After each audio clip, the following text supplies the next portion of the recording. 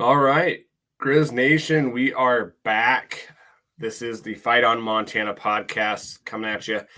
Make sure to rate, review, and subscribe to the podcast wherever you get your podcasts at, especially if you listen on Spotify or Apple. We're also on YouTube at the FCS Fans Nation, so get us there. Been seeing a lot more people view us on YouTube, which is that's cool. Yes, that's great. I guess maybe people like watching our faces. I know, right? Probably not. It's all those cat. It's all those cat fans. Easy access to So what we have in store for you guys right now is just we're calling it the state of the program. It's all like drama, right? Kind of going over the season, what went well, what didn't go well. We'll go over a Twitter or not Twitter, I guess it's called X now. Poll that we had put out there of what needs to change. Go over some roster things that we have.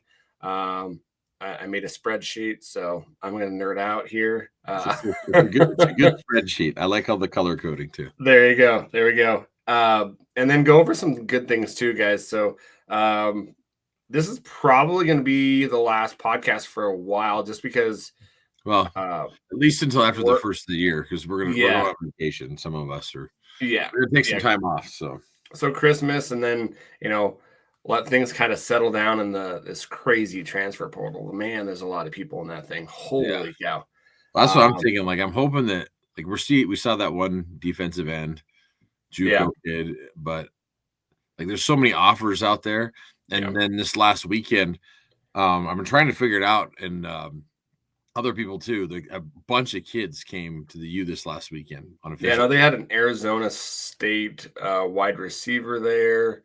I've heard it could be double digits. Like, not everybody's. We don't know exactly how many came. Yeah, but the Arizona State kid posted. Another kid from Connecticut posted. That at the end, but I've heard there's quite a bit more. So crazy. Yeah. It'll be interesting to see what hashes out here. Yeah. Before we get into all of that, guys, we've got to go over some recaps of some scores here. I was listening while I run while my son does Taekwondo. And so I go run around this track that we have at the Y here in town. And I was listening to the Griz game. And at halftime, it was not looking great. We were down by 14. The men, they're at Northern Iowa. You want an update? I got one. Yeah. Do you have one? Yeah. So there's 3:25 left in the second.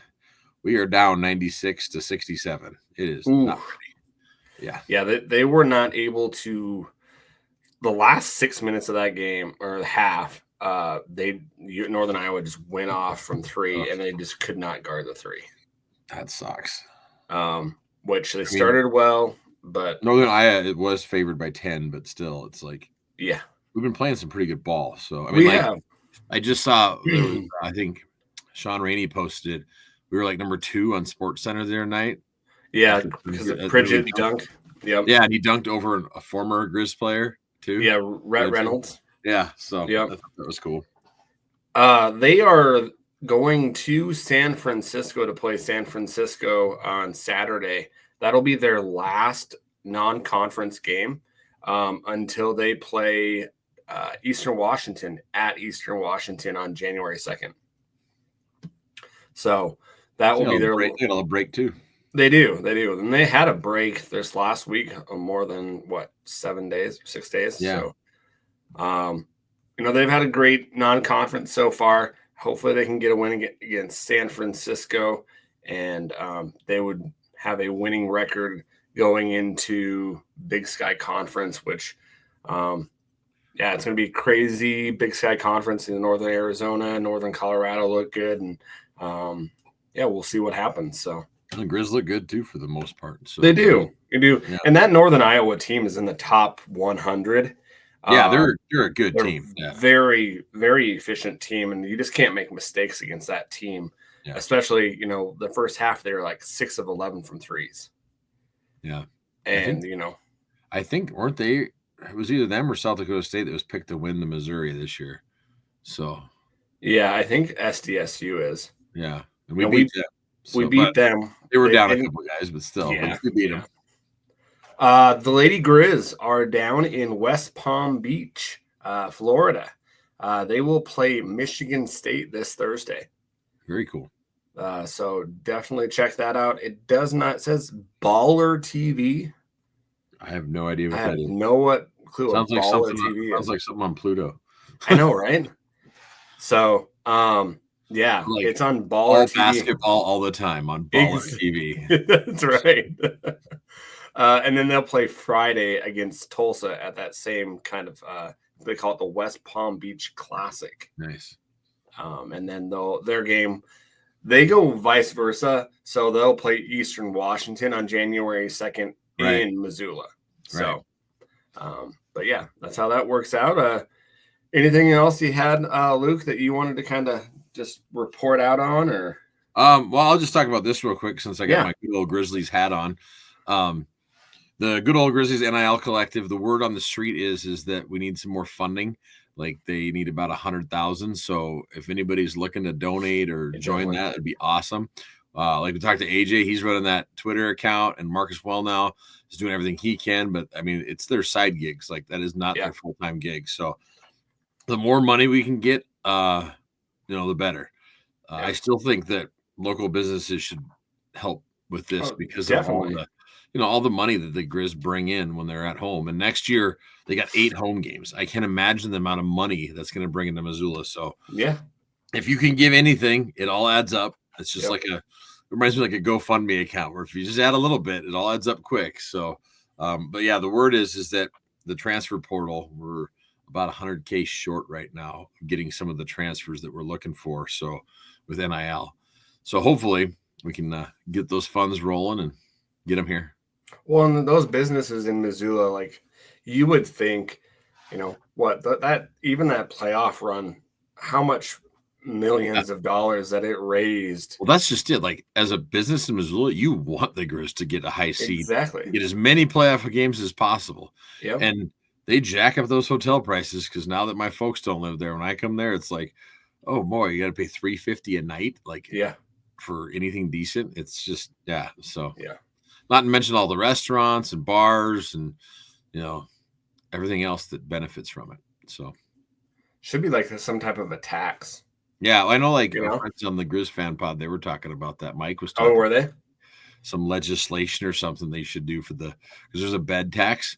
Yeah, and so and how some of those funds, whether it's in Missoula or even for the neighbors, just to get that money back into the programs. So, I mean, that's Adam and I were talking today. There's a big D lineman from Tulsa that's going to go to South Dakota State. Well, I mean, sure, they don't pack the stands there, but they have some major donors that help with that NIL and stuff.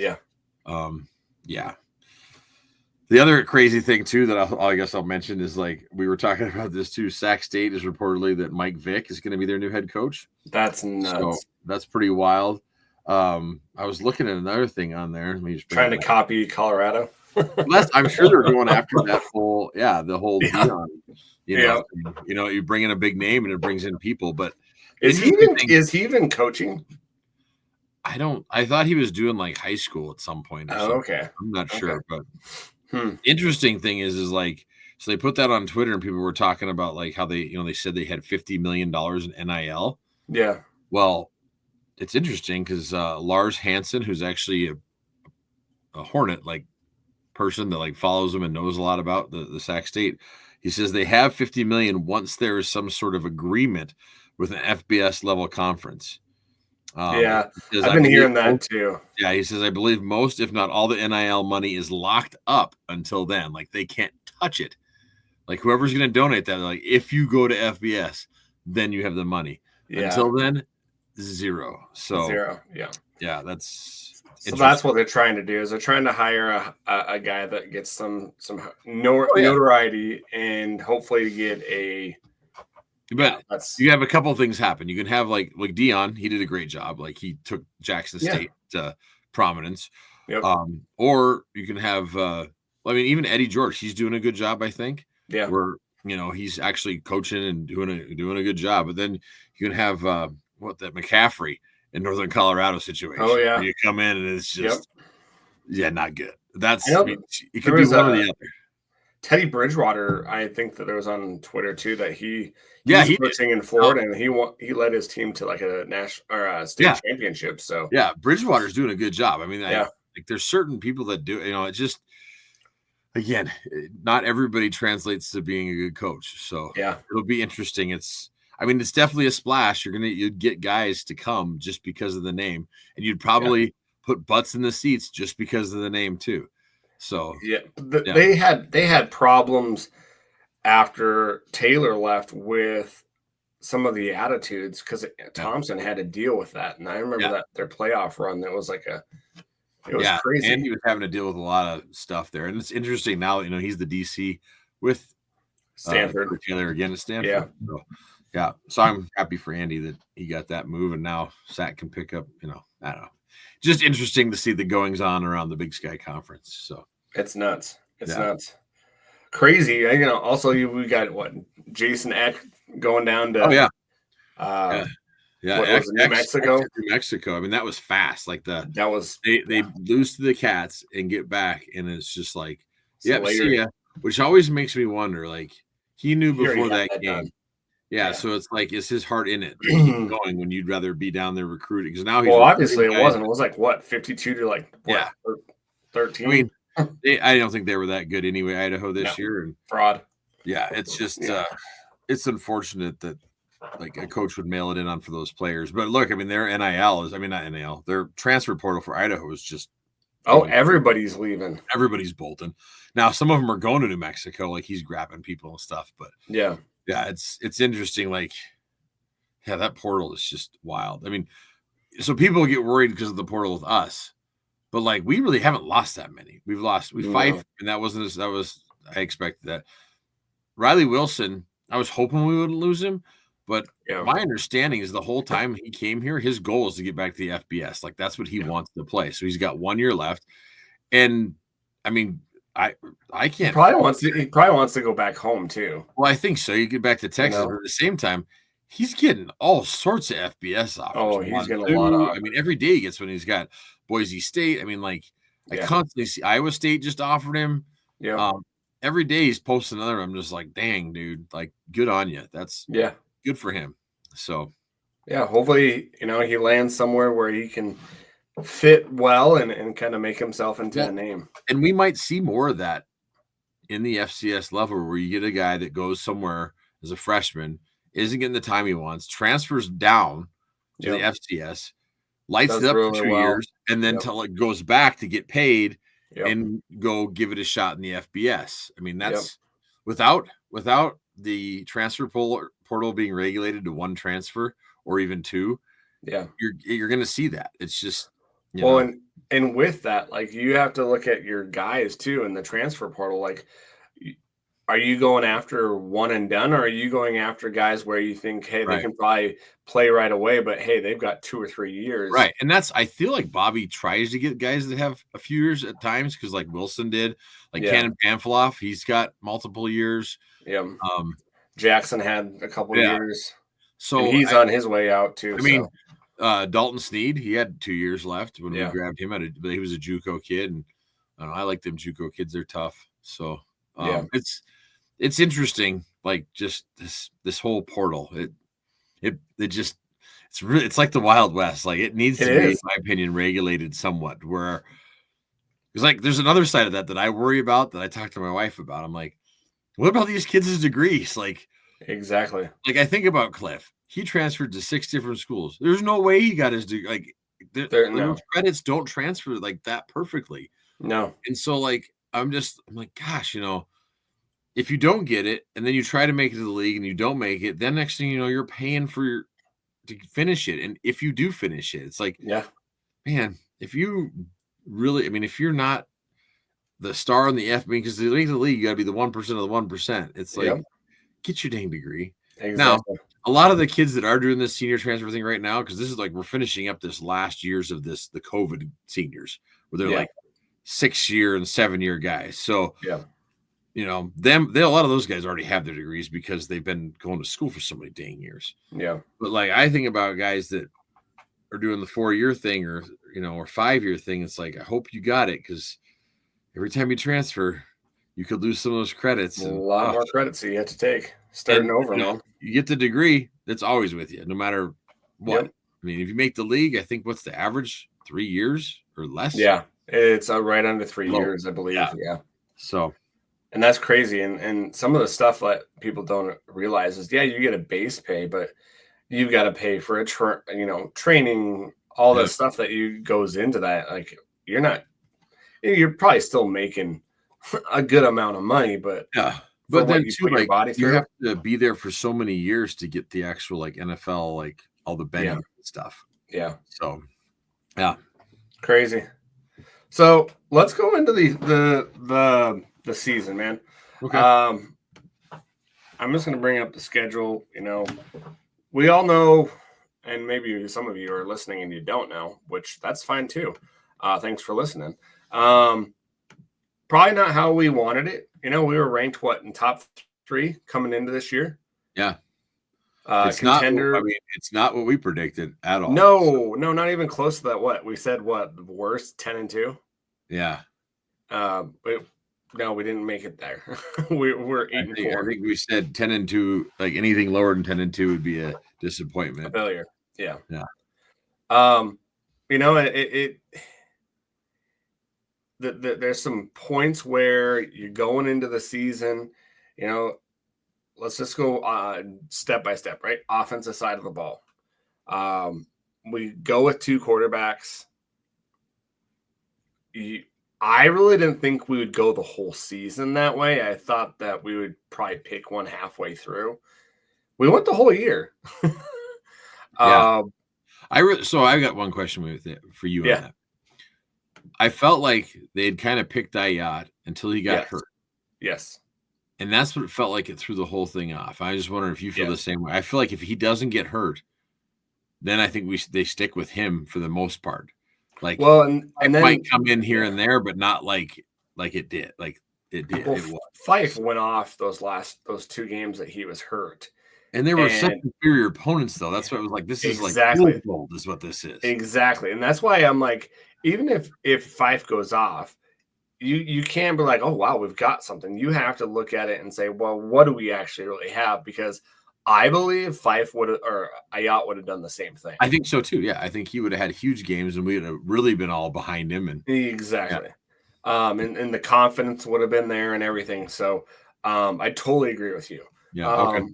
Yeah. The play calling, the first probably maybe 5 or 6 games, I was like, oh, right, we're racking up some yardage here. We're running the ball well. We're doing some things that I thought we would be doing.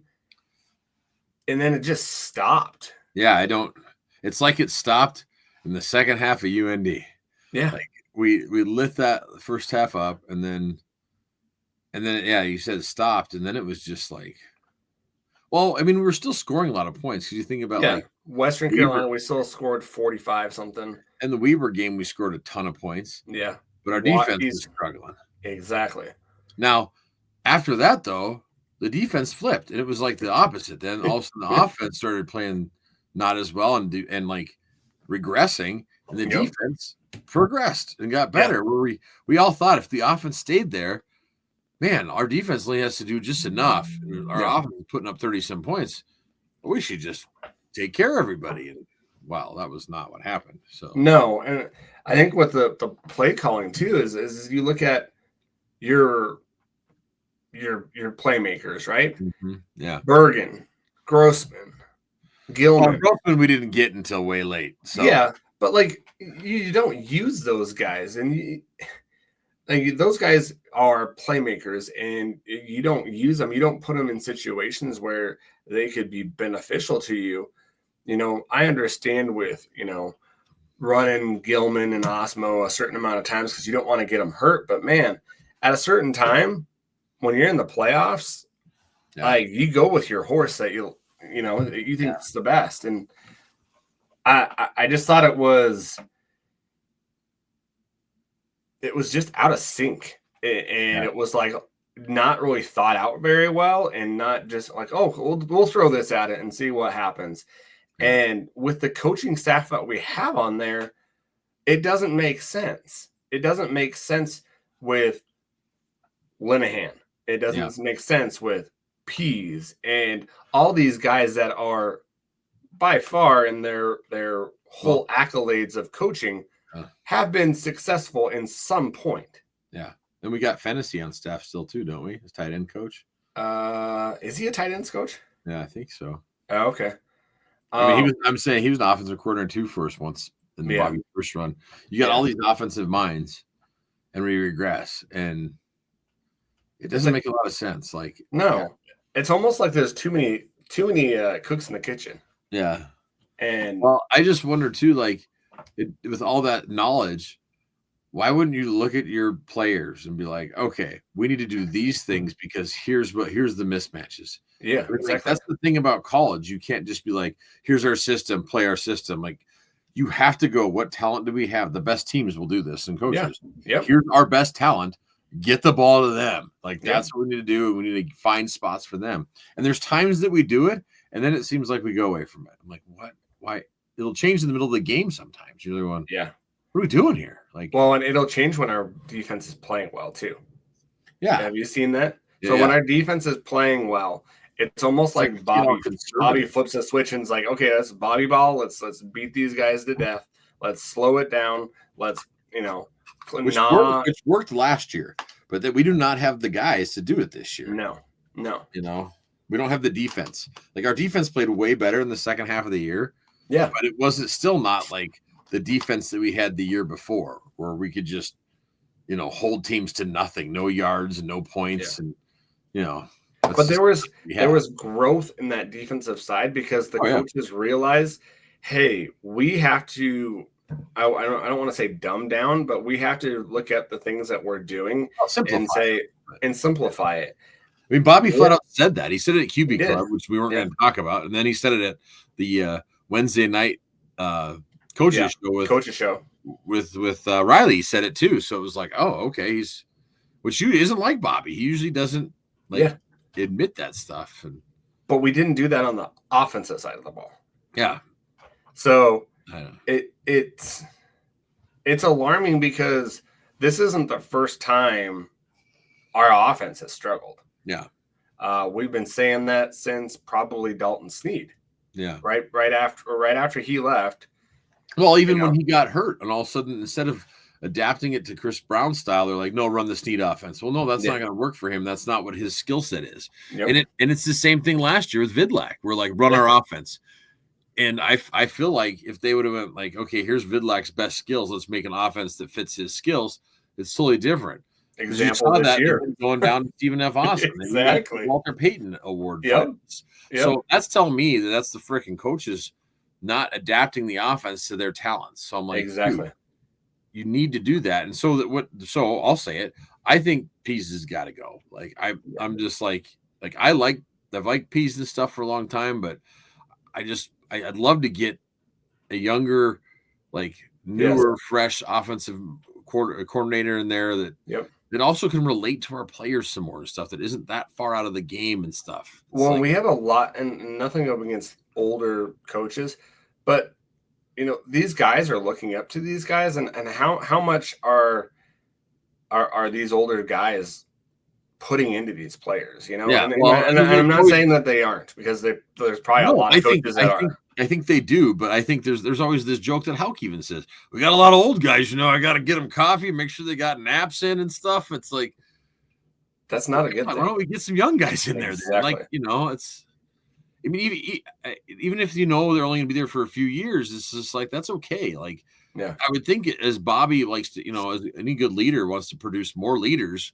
So bring some of these young guys in, show them how to be good coaches and produce, make your tree of stuff and your legacy. And instead it's just like the old buddies club. It's all this stuff. So, and you got to look at it too as like, that's what a leader does. Right. And so they have to acknowledge that they're not doing the right thing. And he's done that. Yeah. He did that last year. Now, I think he did that because, first of all, he had to. It was a contract year, and he had to do something or he would have been out. I think that kind of spurred that, and then the wins started happening too, and so then he was like, "Oh, okay, well, I'll just we'll do this, we'll do this." As we know, winning heals everything. It does, but the only thing is that we see a pattern. We see a pattern with the offense. We see a pattern in his hirings of hiring these good, like you said, the good old boys club, the people that he knows. Yeah. Percentage wise, what do you think? Will we see enough change? Because right now, the way you said this on the last podcast, like where you had coaches that would change the play when it got down to the head coach. Yeah. Like when you said that, I totally think now that it could be happening. It could be Houck saying, "No, we're not running this. We're running this." It very well could be. I don't know, like because that I know has happened. Because it doesn't make any sense with what Pease did at Boise State, which is totally different than what he did here.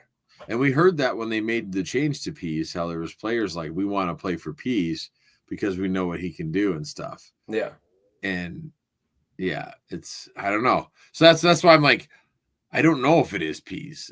Is it Bobby saying we're going to do this now? Because he also claims like you'll hear him talk. I was telling him light him up, and I don't know. Yeah. I mean, the best coaches are the ones that are going to stand back and let their people just do their thing. Like you hire a really good offensive coordinator, you just let him go, and then really your only choice is: are we going to go for it on fourth, or are we not going to go for it on fourth? Yep. And with Houck, we're lucky because he's a genius. Really, I mean, I think he's a genius in special teams, and so let him do that. But then you should just let the other coaches do their thing, and maybe he does, maybe he doesn't. I don't know, but I mean, the other side of the ball too. I think that we need to get rid of this dual defensive coordinator crap and just let one of them run it. Like that's just it's too hard. I think it just doesn't work. It's just like when we talked about this before. When we had a run game coordinator and a pass coordinator. Well, then how do you know when that person gets to go and the other one doesn't? And, So the other thing, like I totally agree with that. Like there's two heads in the kitchen there, right? And the offense or the defense, you could kind of see that too. Is play calling was drastically different too. That's why I wonder if they didn't announce it, but it felt to me like they just had Tim take over. Yeah. And then I also noticed like there was times when you hear Bobby talking, he never mentioned the other coordinator. You just say Tim. Yeah. And so I feel like they just had Tim take over. Yeah. So, which that's an alarming thing too, is because then I'm like, okay, well, that one of those people is coaching our linebackers, and our linebackers is a depleted part of our roster right now. Yeah, big time. And so that's the other thing, guys, is we have not developed a quarterback since I think it's 2011 when Jordy Johnson came up, and he was the last one that was developed by us, right? Yeah. We had Snead that came in. We've had transfers come in, but developing a quarterback, that's where I think, like where you were going off of, Luke, is take one of those defensive sides and say, see you later. Yeah. Use that money to hire a quarterback's coach. Designated quarterback coach. It's not in the offense. It is 100% just developing the quarterback. Yeah, that's all they do. Is just all they do. Quarterback coach. Yeah. Yep. We should have that. We should have that. Other places have that. Yeah, and I think they added a coaching position last year too. I mean, I saw it. Now, the one thing I will say is Scott Linehan, after every time the quarterbacks came down, I saw him constantly sitting with Ayat going over the. And so, like, I feel like they were having Linehan do that, but like, let him be that full-time person, like the quarterback. Exactly. Or if you want your quarterback coach and your offensive coordinator to be the same person, that's okay. Usually the OC is also a position coach of some kind. You know, generally. Same with the DC. They're usually the defensive coordinator, and they also have a position. I think, though, the way that we haven't seen development in that, I think it has to change. No, it needs to. Like, we've had that before where the OC was the quarterback's coach or the offense coach, and it didn't develop. We need a quarterback. That's how you win in this system, is you have a consistent quarterback. You look at North Dakota State. Well, Cam Miller has been there for what, 3 years? Consistent. Gronowski. Consistent. 4 years, I guess. Malott, 4 years. Yeah. Consistent. Well, they all have a quarterback that's consistently there. Well, like I look at at the Cats, and they graded their offense around what Tommy's skills were. Exactly. Yep. So I'm sure their offense is going to look totally different next year because Tommy's going to be gone. Yeah. But yeah, I don't know. It's just, I think the best coaches will do that. Yep. I mean, we saw Eck turn around Idaho really fast. He had Giovanni McCoy and just went, okay, what are you good at? We're going to make the offense like that then. Yep. Let's just make it so that it works for you. He's in the transfer portal. Yeah, I know. I saw that again. I'm curious to see if all of a sudden he gets an offer to New Mexico. I'm curious. I've been watching that because I want to see it. But I swear though, I feel like our coaches pound on the table and say, "This is our system. Run the system, and it'll work." It's like, okay, system's effed. That's fine. But at some point you got to realize it's not working. Yeah. They need to look. I mean, any good coach will look back on the season, analyze it, and be like, okay, what do we need to change? Because we didn't accomplish the goals that we'd set out for ourselves. And I know Bobby and the whole staff's a big time goal oriented people. And so it's like the last thing they want to do is just, keep doing that over again. So they've got to make changes. And to think about Montana, right?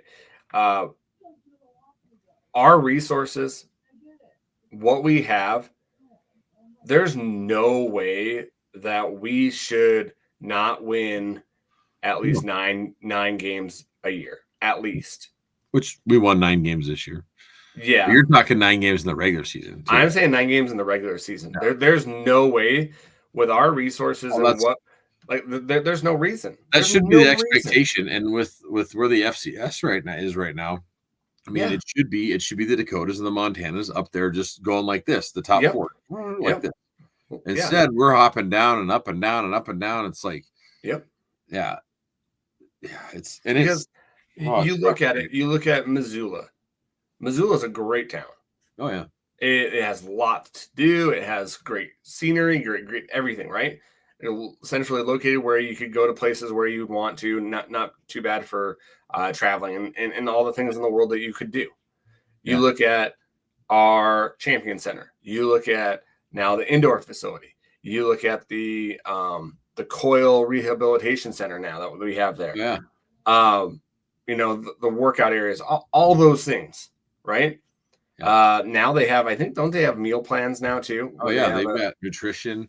I mean, in the weight room they have nutrition in there, it's that the Champion Center or whatever. It's you go in there in the weight room. There's a whole food area. And,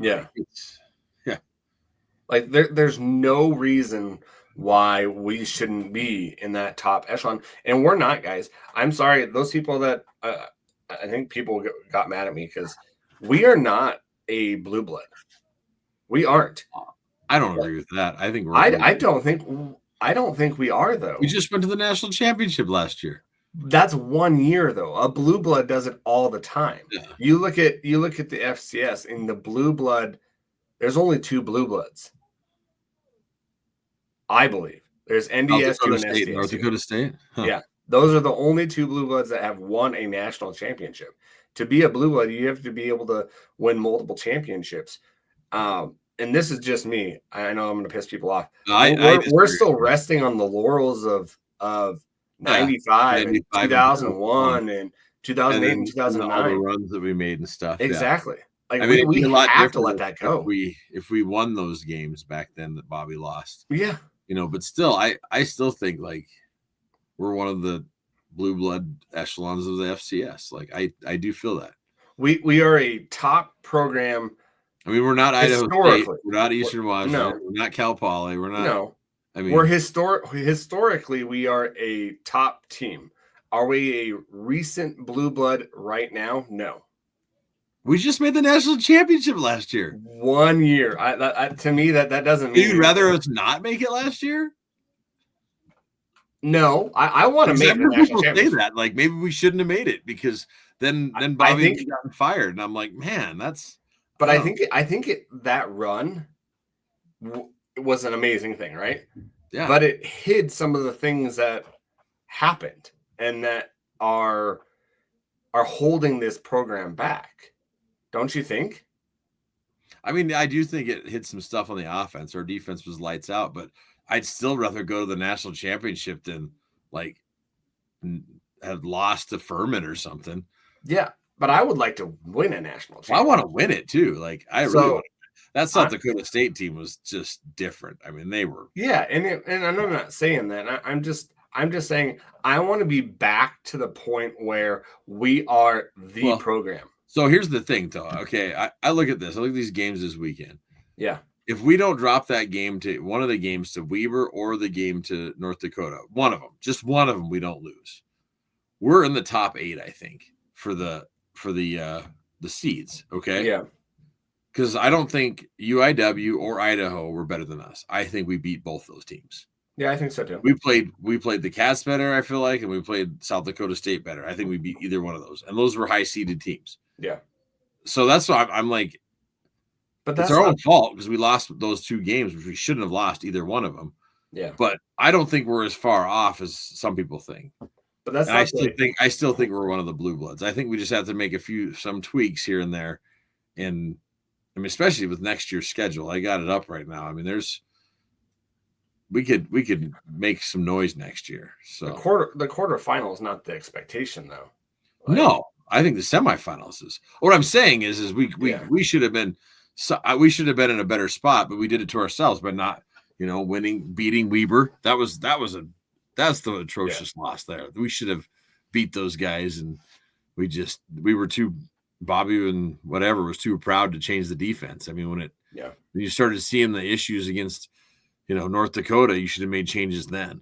Yeah. So, do you think that we are good enough right now to win a national championship? No, we need more players. We need help on the lines and stuff. Yep. That's what my next thing was. That was a glaring thing. Yeah, we need help on offensive and defensive line. We need to shore that up. So NDSU, SDSU, and the Cats have a better offensive and defensive line than us. Yep, I agree. And I was very, very happy with what we got out of the recruiting class, and hopefully we can develop that. And I think we have some guys coming up that are. I do think our new offensive line coach is good, and I think that he's trying to get his guys in there now. Exactly. And I think that's going to take a little bit of time too. Yeah, but I mean, I don't think he had a full off season to work with these guys. And that's why I'm really curious if we brought any linemen in this last weekend too, because if we can get these transfers in before school starts, they can all be in spring, and that's going to be huge. That's where, like, right now we need to get these transfers in that we want, so that we can have them in spring and start building a cohesive offensive and defensive line. Yeah. So. Okay. Blue. I still don't think we're a blue, but it's okay. I think we are. You're not gonna get me to agree with you. Okay. Do we go with anything else that you wanted to talk about? What went wrong? What went right? I really think that the year with what Junior Bergen created and accomplished was really special. What Junior did was amazing. I think what Eli did was pretty amazing, and I feel like he should have had even more opportunities for it. Oh yeah, just imagine. There's one game that we opened up the passing game with him too, kind of like they do with Lan Larison, and we never went back to that again. I'm like, why not? Like downfield passing to him, and it's like there's so much talent there. Like that's again where I feel like we're missing the boat on like design plays around your talent. Exactly, so, and that's if we do that, man, a lot. You'd be scary good. We'd be really good, and teams would have to plan for that. But right now, they already know what's going to happen. They already know how we're gonna run it down your throat. The whole Cat game frustrated me so much. Where I understand what they were trying to do is they were trying to basically beat 3 guys on their defense where they thought they had, a couple places where they thought. But once you do it for, 6, 7 times and it's not happening and they already know what you're trying to do, you have to change it. But we never changed. Right. And that's what I think. When we did, it like started snowing and blowing, and it was like, what are we doing? Yeah. And so I think that's the epitome of Bobby's 2 stints here is, when does he set aside his ego and say, enough is enough, I have to change? Because we do this constant, I'll change a little bit and then I'll go back, and then I'll change a little bit and I'll go back.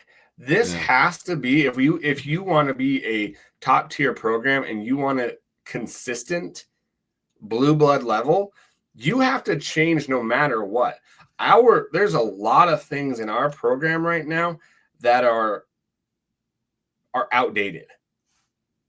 How we recruit is outdated. No, I agree there. Like I feel like Keaton's doing a much better job, like compared to what it was just a couple of years ago.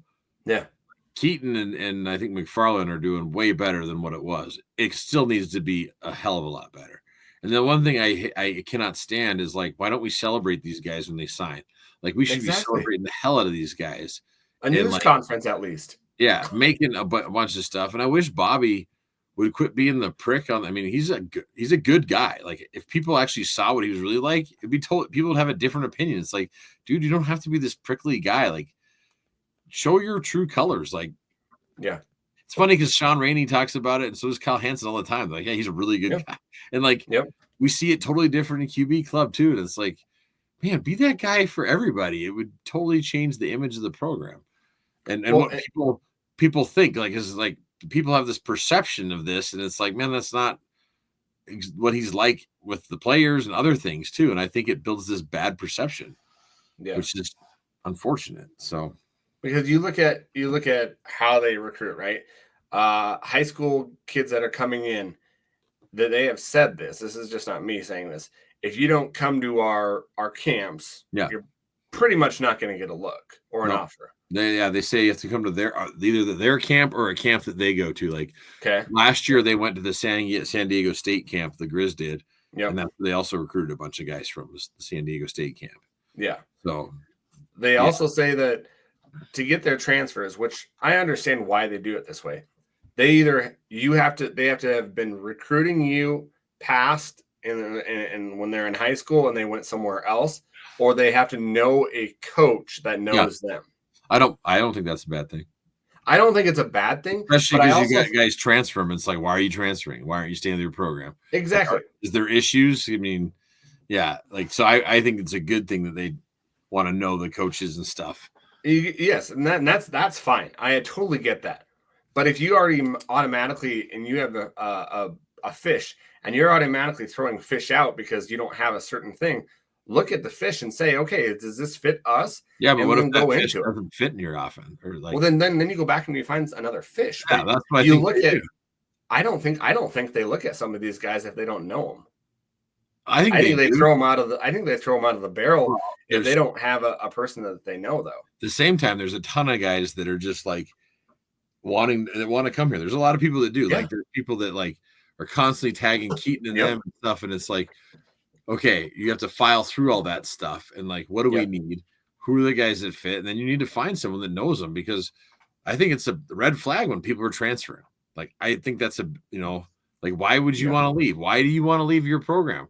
Are you in the grass is always going to greener? Are you going to leave us the next year? I mean, you got to find out that stuff. I mean, because the last thing you want to do is pick the wrong guy or get someone that can be like, a cancer in the locker room, someone that could be always do the negative talk and is going to split the locker room. That's the last thing you want. And that's where, like, you see a lot of that, like in some of these semi-pro teams where they're just picking up the best guys, and it's like they don't fit the system and they're not the right guys. And next thing you know, you got a split locker room and you're like, what the hell is going on? And that's the last thing we want. So they need to fight. I totally agree with them, like wanting to know these players or knowing a coach that knows them rather than just, wow, you're big, let's just get you, or you meet these measurables and stuff. They need to be the right people too. Well, and I totally agree with that. All I'm saying is, before they do that, I want them to go after the best player. I want them to say, wow, that is a 6 foot 295 defensive tackle that fits something that we need. Right. Let's go after him. Let's have him in here. Let's call around and see. How do you know they're not? Any. I've heard, and that we're just not heard. I've heard that they have a strict no. If we don't know you, if they don't know you, they don't get to know you, right? Like, you can find somebody. This is a small world that we live in. Yeah. I'm sure you can find someone that can rep or whatever for a person. Like, that's what I just think you're selling yourself short. Like, with the staff that we have, they know so many other coaches and everything. Yeah, so I don't think it's that hard to find people. I think, and that's what I'm saying. I think it's harder to get those people. Like, so many of them they don't want to go down to the FCS. They want to stay FBS. That's like their main thing. I want to go here. Because like, I feel like all of a sudden we're offering more guys out on Twitter that I've seen a long time, like transfer guys. Like, I got an offer from Montana. I got an offer from Montana. Where in the past it was like kind of crickets out there for a ton of offers. So yeah, I think they're trying to find some of these good dudes, but it's hard to get them. And this year is going to be, if you want some high FBS talent, this is the year to do it. No, there's a ton out there. This is the year. Roster size getting lowered. Yep. So I don't think that you're going to have that next year where people are trimming their rosters. And the other thing too is we have a lot of spots to fill with all the seniors and all these the COVID super seniors all graduating. Like, there's a lot of open roster spots all of a sudden. Yep. So yeah. So it's gonna be really pivotal. I think people get frustrated because it's so secret. Like, our staff keeps it so hush hush until we have the guy, really, or we're like 100% sure that we make the offer, that we have no clue how many we're offering. Because there was one time we were in a meeting and they talked about like thousands that they look at, and then they narrow them down from there and narrow them down there in the transfer portal. Yeah, so. I'd love to be in that room and see exactly. Oh, I would love to be a fly on that wall. Yeah. So we did a Twitter poll or X poll, whatever you want to call it. And we basically just said, hey, Griz Nation, next week we'll be talking about the State of the Program podcast. Please vote and leave your comments on the question below. It says, what aspect is holding the Griz back from being a blue blood again? I hate to use the term, but return to dominance, right? We said coaching, player development, scheme, or program culture. Which one of those, if you haven't looked at it, Lou? I haven't looked at it. I have no idea. Which one of those do you think is that one? Give them to me again. So coaching, player development, scheme, or program culture? Player development. No. Coaching. Coaching got 41% of the vote. Gotcha. With player development at 35. Oh, okay. And then what was third? The scheme, and then program culture at 8%. Yeah, I would say program culture should be the least. Like, I think we do have a good culture and stuff. So we're just under about 94, we're at 94 votes. So interesting. So coaching, and I think that's what people saw this year. Yeah, right? No, I think we did all see that this year. And like, when they did change the coaching on defense, it worked. So exactly. And I think you saw, player development. We haven't really gotten the player development that we needed. And so one thing is, and you being a defensive lineman, I have to ask you this. Are we doing the right things? And I have had conversations with Angel about this, about he was really tight with his strength coach when he was there, and he left I think to go like Illinois State or something like that. Yeah, I think he's and he had a different kind of process and thinking of how they'll weight lift and everything rather than the guy that's coming in. Yeah. Do you think, because I think that Dan Ryan, the strength guy, he's been there for at least 3 years, right? Like 3 or 4 years now, yeah. So I'd like to see a change there. Because I think that you let it coach, 2 or 3 years, and then you kind of evaluate, right? Yeah. Are we seeing any improvement? I don't know. Like, I wish I could see our weight room numbers and stuff and see. Yeah. Like, we our guys, we had like Lacey and God, what the hell's their guy's name? Blanking now. They both came over from Nebraska when I was there. Yeah. And they brought a lot of the stuff from Nebraska football, which was like top of the line, weightlifting and stuff to us. Like I remember thinking, what are we doing here? And holy shit, like I put on weight and muscle like nobody, we all did. Like it was like they knew what the hell they were doing.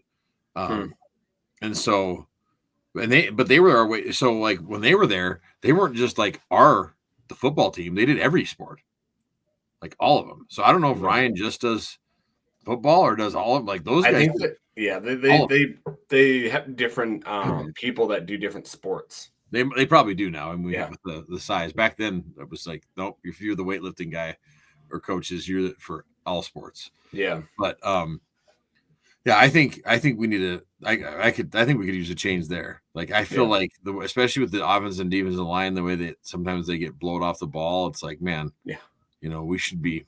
Are we not power cleaning enough and stuff? Like, we should be exploding. But then at the same time, you look at Gubbs, but I think he was just a super talent, Yeah, that was a 1 in a million. And two, like, think about like our other D tackle, Hayden this year. Yeah. This 1 year, like, what are you going to do? I mean, you can put some weight on the guy, but he's already developed. Like, when he's already going to know what he's going to do well and what he doesn't do well, you're not going to change him. I mean, you're going to change that much with that. But I still think, like, there's been rumors and stuff that we don't have the best lifting coach and weight coach. So, like, there's been murmurs of that for the last few years. So it's like, do we need fresh blood in there? Yeah. Some young psycho, because usually that's the guy that gets everybody fired up and stuff. I know, right? You see that in other programs where they're like the crazy guy and smashing their heads on stuff, and they're just like, they're also the get back coach usually, and and not to diss on Idaho State, but we did get him from Idaho State. Oh yeah, I think it was just like again, it was a guy Bobby knew. That's why. Exactly, and it's like, what did he do at Idaho State that maybe told you it would be good here?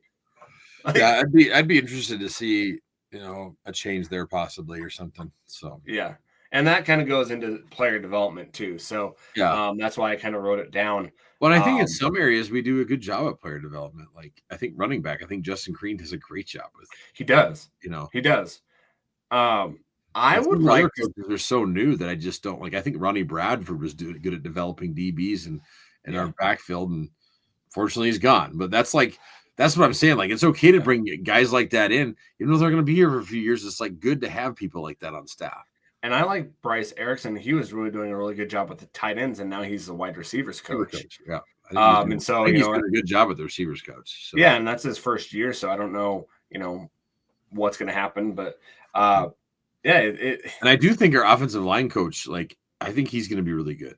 Like, I do too. And he was at North Dakota, and he proved himself there, right? Yeah, and they had a couple guys that went to the NFL at South Dakota State and North Dakota State. Like he knows that, like, that's the same things we need. We need the big offensive line that are mean and nasty offensive linemen that want to just hit people and move them off the ball.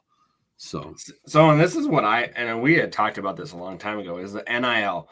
We need a offensive line and defensive line NIL. Yeah, I agree. Like back in the day, they had DOLA, right? Right. Yeah, offensive line, right?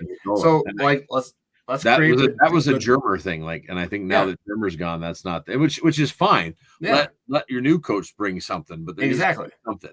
But let's create it into an NIL where they can have shirts and you can start, hey, this is just going all to the offensive line. And you can have something like, the black shirts, as like I think Nebraska had for the defensive line.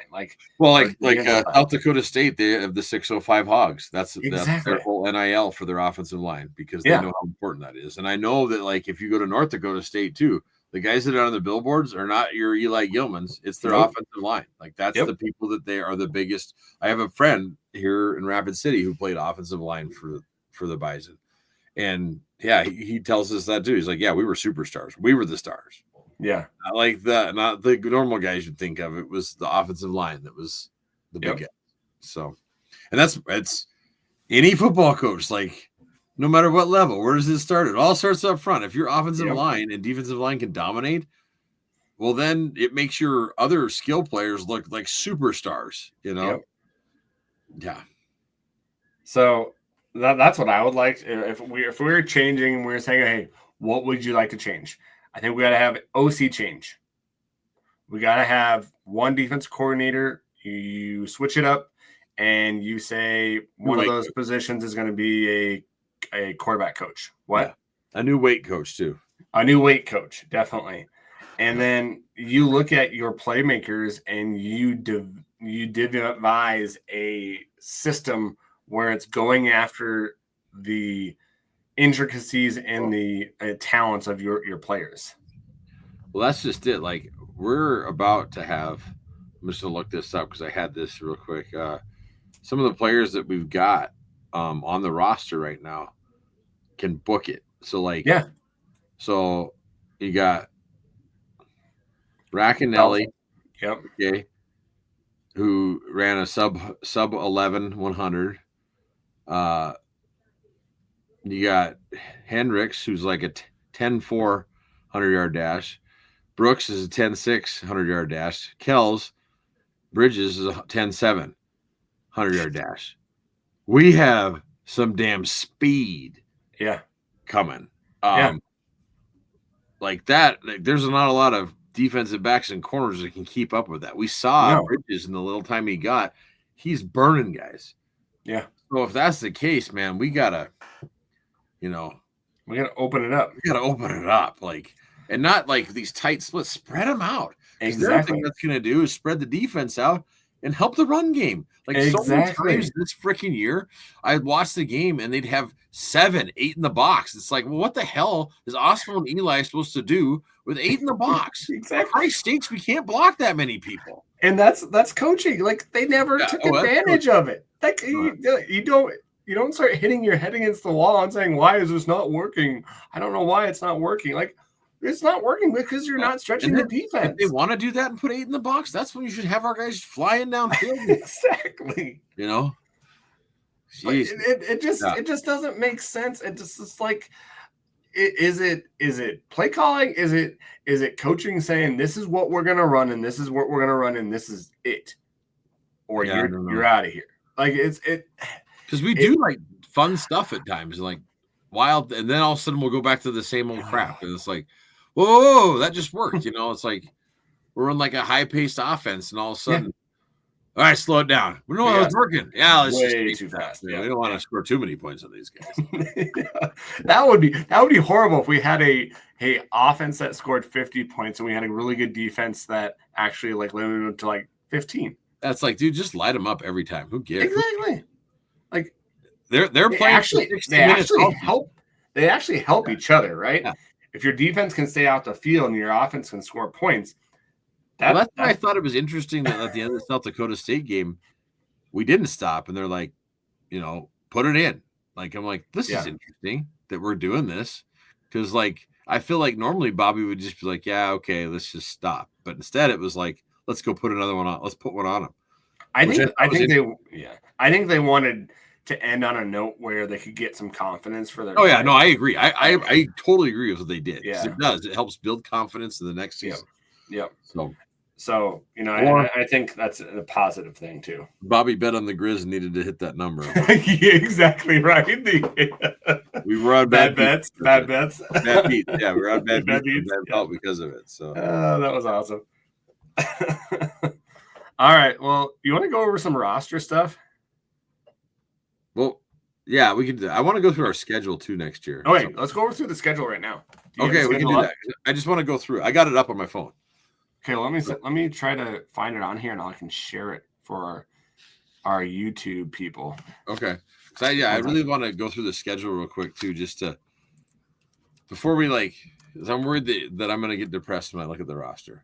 So right now, okay, and I just want to go through before I look at the roster, like close. I would like to go through the schedule and just say like, okay, what do we think? What do we think we're going to do here? Like W. Okay, the only thing is that that's dangerous to do, people, because You don't know with the transfer portal. You don't know. We have no idea. This is the way too early. Yes, way too early. Let's just look at it though and see what we think. So what I'd like to do is let's just look at it and see what we think right now, because we got 8 home games, and just let's just see. And then we'll of course do this again at the beginning of the season after all the stuff. But season's over. We know the roster or the schedule's up. Okay, well, sorry, 1 second. I'm going to see if this works. Oh, there you go. Yeah. Can I see that? Can you see that? Yeah. Okay. Awesome. Okay. So Central Washington, right? Yep. They are Division 2, aren't they? They're D2. Yep, they're D2. So that does not count in our record, right? Well, no, we're going to count them all right now. So I'm going to count that right now. No, but like for playoffs, that one would not count, right? No, it wouldn't count for playoffs. Okay. So I don't care about Division 2 or not. I just want overall record. That's a win. Yeah, I agree. W. Okay. North Dakota, they come here. They have a new coach because their coach resigned. I think that was a force. Yeah, Schweiger. He resigned. I think that's a win. I agree. Okay. I think it'll be close. And then the Sycamores are coming to us. That's a W. That's a definite win. Now, this is the interesting one. Idaho, I thought, and we had a text thread with a friend, Anthony, that we're like, yeah, Idaho's going to be tough next year. Now that Beck is gone and they're losing everybody. They lost everybody.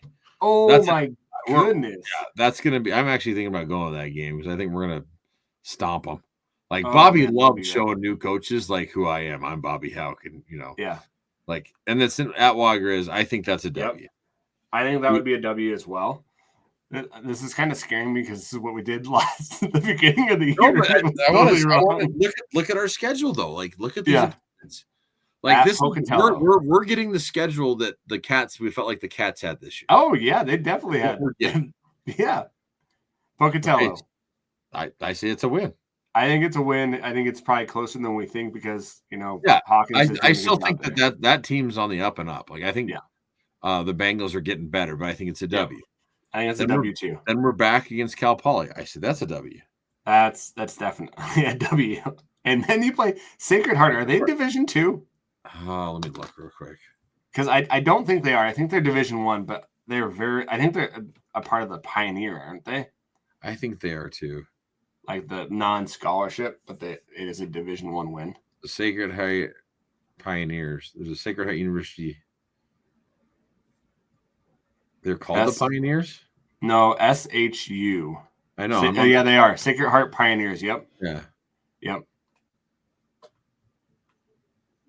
The Northeastern Conference, AHA.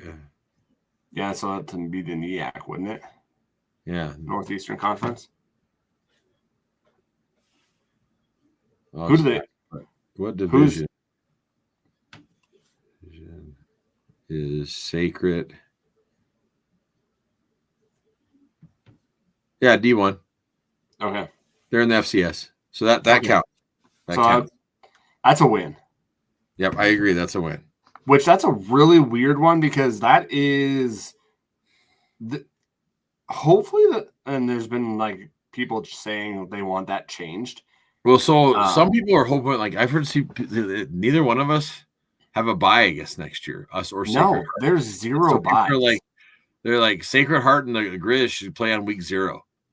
That way, they both have a bye in October. Yeah, I don't think that's going to happen, but that would be sure cool if they were both together. Ken Haslam said that because he gave a reasoning for it. Basically, it's not going to happen because it has to be on TV for it to be a week 0 game. Right. And so unless somebody picks it up on national television, it's not going to happen. Okay. Right. And so I don't know what's going to happen there. Then you've got a road game, right? At Sac State. But they again, Mike Vick, the Fighting Mike Vicks. I think that's a close one, but that's a win. I think it's a win too. And then You go to Weber State, who lost their awesome running back, and we're going to be looking for revenge on that one. And they lost their quarterback. Yeah, I'm going to say a win. I think I think if Mickey Mantle or whatever his name is, the coach, doesn't win that game, he's going to be out. I do think that's going to be a close win as well. And I think, though, after this last year, like it seems like when we go for these revenge games is when we do better. Yeah. Yep. So you're saying L, or are you saying win? No, I'm saying a win. Okay. Then Eastern at home. I hope we don't lose to them. I think we win. You look at all this talent but you look at what we have and what we think we could do. It kind of it depends on the development and what we get, right? Yeah.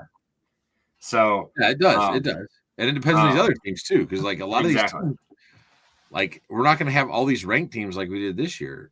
Yeah. I don't think, at least. Yeah. Are you taking Eastern a win or a loss? It's a win. Okay. Now this is the one game that scares me. Actually, is Portland State. See, that one doesn't scare me as much as the Eastern Washington game. At Portland though, and like they play us weird, but I think that's a win too. Yeah. Yep. And then it comes down to Montana State. Well, let's just say we lose that game. Well, hopefully we don't, because it's at home. And it's at home, so we should win it. We should win. Well, then guess what? We don't have any losses on the entire season. Yeah. And we're 12-0 or 11-1. And this is the same thing we talked about last year, but I'm like, look at the teams we're playing. Like, it's I mean, North Dakota, they could be trouble, but it's in Washington Grizzly this time. I feel like part of the reason was the Lara Center. The Sycamores shouldn't. I mean, they're historically not very good. The Vandals are going to be. We don't know what they're going to be. You know, I mean, they're losing everybody. Yeah. The Bengals, that could be interesting. But if we are who we say we are, it shouldn't be. Yeah. Cal Poly, Sacred Heart, that should be easy wins. Yep. Sac State, Sacramento State could be interesting. The Fighting Michael Vicks, they could have a bunch of, or it could be a dumpster fire over there. Exactly. We don't know. Yep. The Weber game at Ogden, that one could be a coin flip. Yeah. But again, they lost their quarterback. They're losing this. We don't know what they're doing. Yep. You know. Yep. So, and then Eastern, because it's in Missoula, I feel like we have the advantage there, but that could be a tough game. So that could be a one. Yep. Portland, we should win on the road, and then Montana State, you know, they're losing Tommy. They're losing a lot of guys, but they've seemed to reload lately. But also, whoever gets the brawl seems to beat the shit out of the other team. So, Yep. I mean, it could that's what I'm saying. You talked about like last year, like being that like what did we? This next year could be the same thing, but I'd take it, man. If we could make a run, like, and the key is like winning. If this is a great schedule, because if we can go, let's say 11-1 or 10-2, that's going to put you in a top seed with a lot of home games for playoffs and just a better chance, because that's how you make your runs. Like it always, I mean, look at the FCS. The teams is 1 or 2 usually are the ones that make it the most because they got all the dang home games because you got good home field advantage. So I don't know. Right now I like our schedule a lot for next year. So it's going to be an easier schedule than we have this year. Look at it. I had already looked at it and was just like, man, I'm having a hard time picking out else because there's just a lot of teams that really have way more up in the air than I think we do. Yeah. So anyways, that's why I wanted to go over that, just because it's like, holy cow, like there is some positivity going that. Plus 8 home games and the percentages right there alone with us winning at home were generally good. Now we lost a few times this year, but historically we do well there. And historically too, Bobby's programs, when you have a crap season, the next year you usually do pretty well. Like it's like we need to change stuff and we need to do this, and all of a sudden we come back and we feel all good. Then probably 26, we're all gonna look like crap again. You know, it's like it seems like this damn roller coaster. So 7-1 is, I would say, if you are 7-1, you're okay. If you lose more than one game at home this next year, that's not good. No. So, okay, let's say this. I have a question for you then. Yes. What record does Bobby have to have next year for him to get fired? To get fired? Fired. I think he's safe for at least 2 more years. Because it doesn't come down to wins and losses. It comes down to money. Okay. And we don't throw the money out. Let's say there was no money. The money wasn't a concern. Okay. What record do you think if that we had next year that Bobby should be fired? So they can't, let's say they won't, but what is unacceptable? Like he should be out. I would say anything less than 10-2, he should be gone. Okay.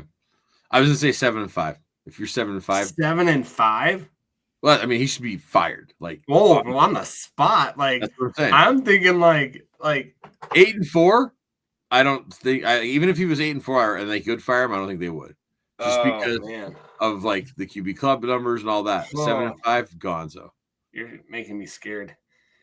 I don't think that's going to happen though. I just told you. I think we're going to go 11-1 at the worst case right now. So you think what? I just want to know hypothetically, like if because we have 8 home games. Yeah, that means all those should be at least wins. If we have 8 home games and he went 7-5, that means he won 7 lost 1 home game and dropped all his road games. Yeah, he should be fired. Yeah, he should be fired. We're losing to teams like Sacred Heart and Portland State and Idaho State and.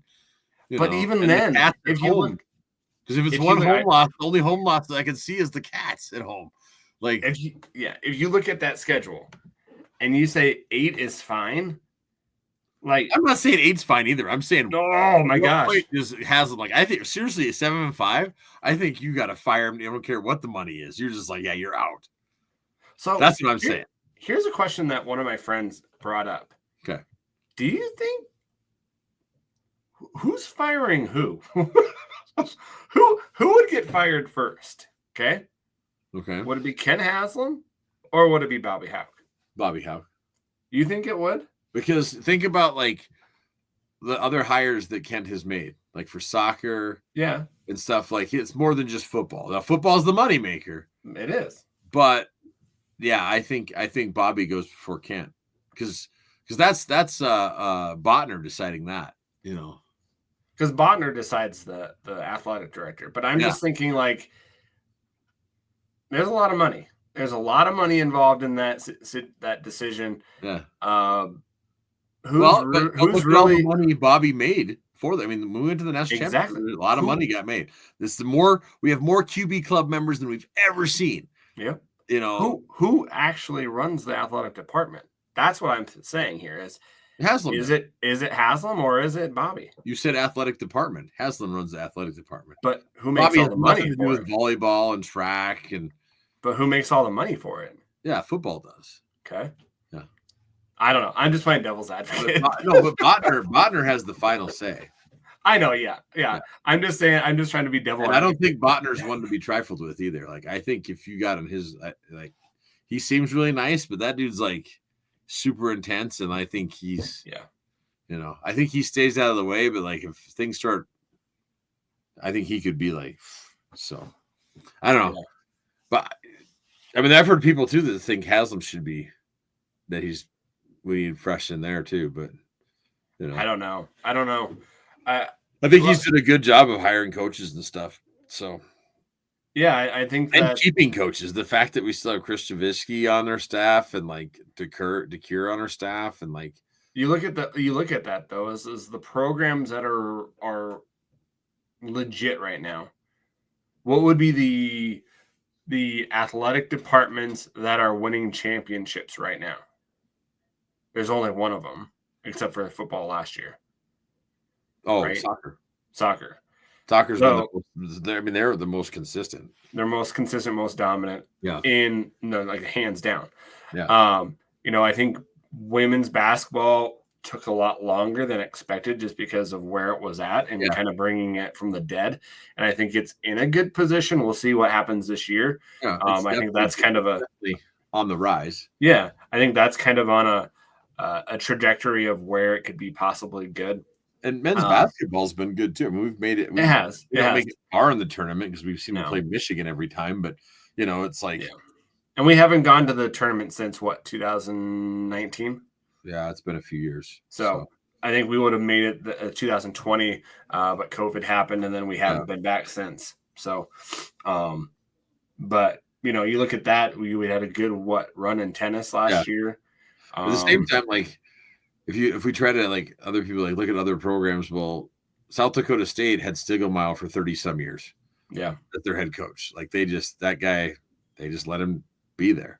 Yep, and that's why I was so. I mean, their coach now is good, and he's like Bobby too. He don't talk anything. Like Did you hear him say something about like more than 10 points?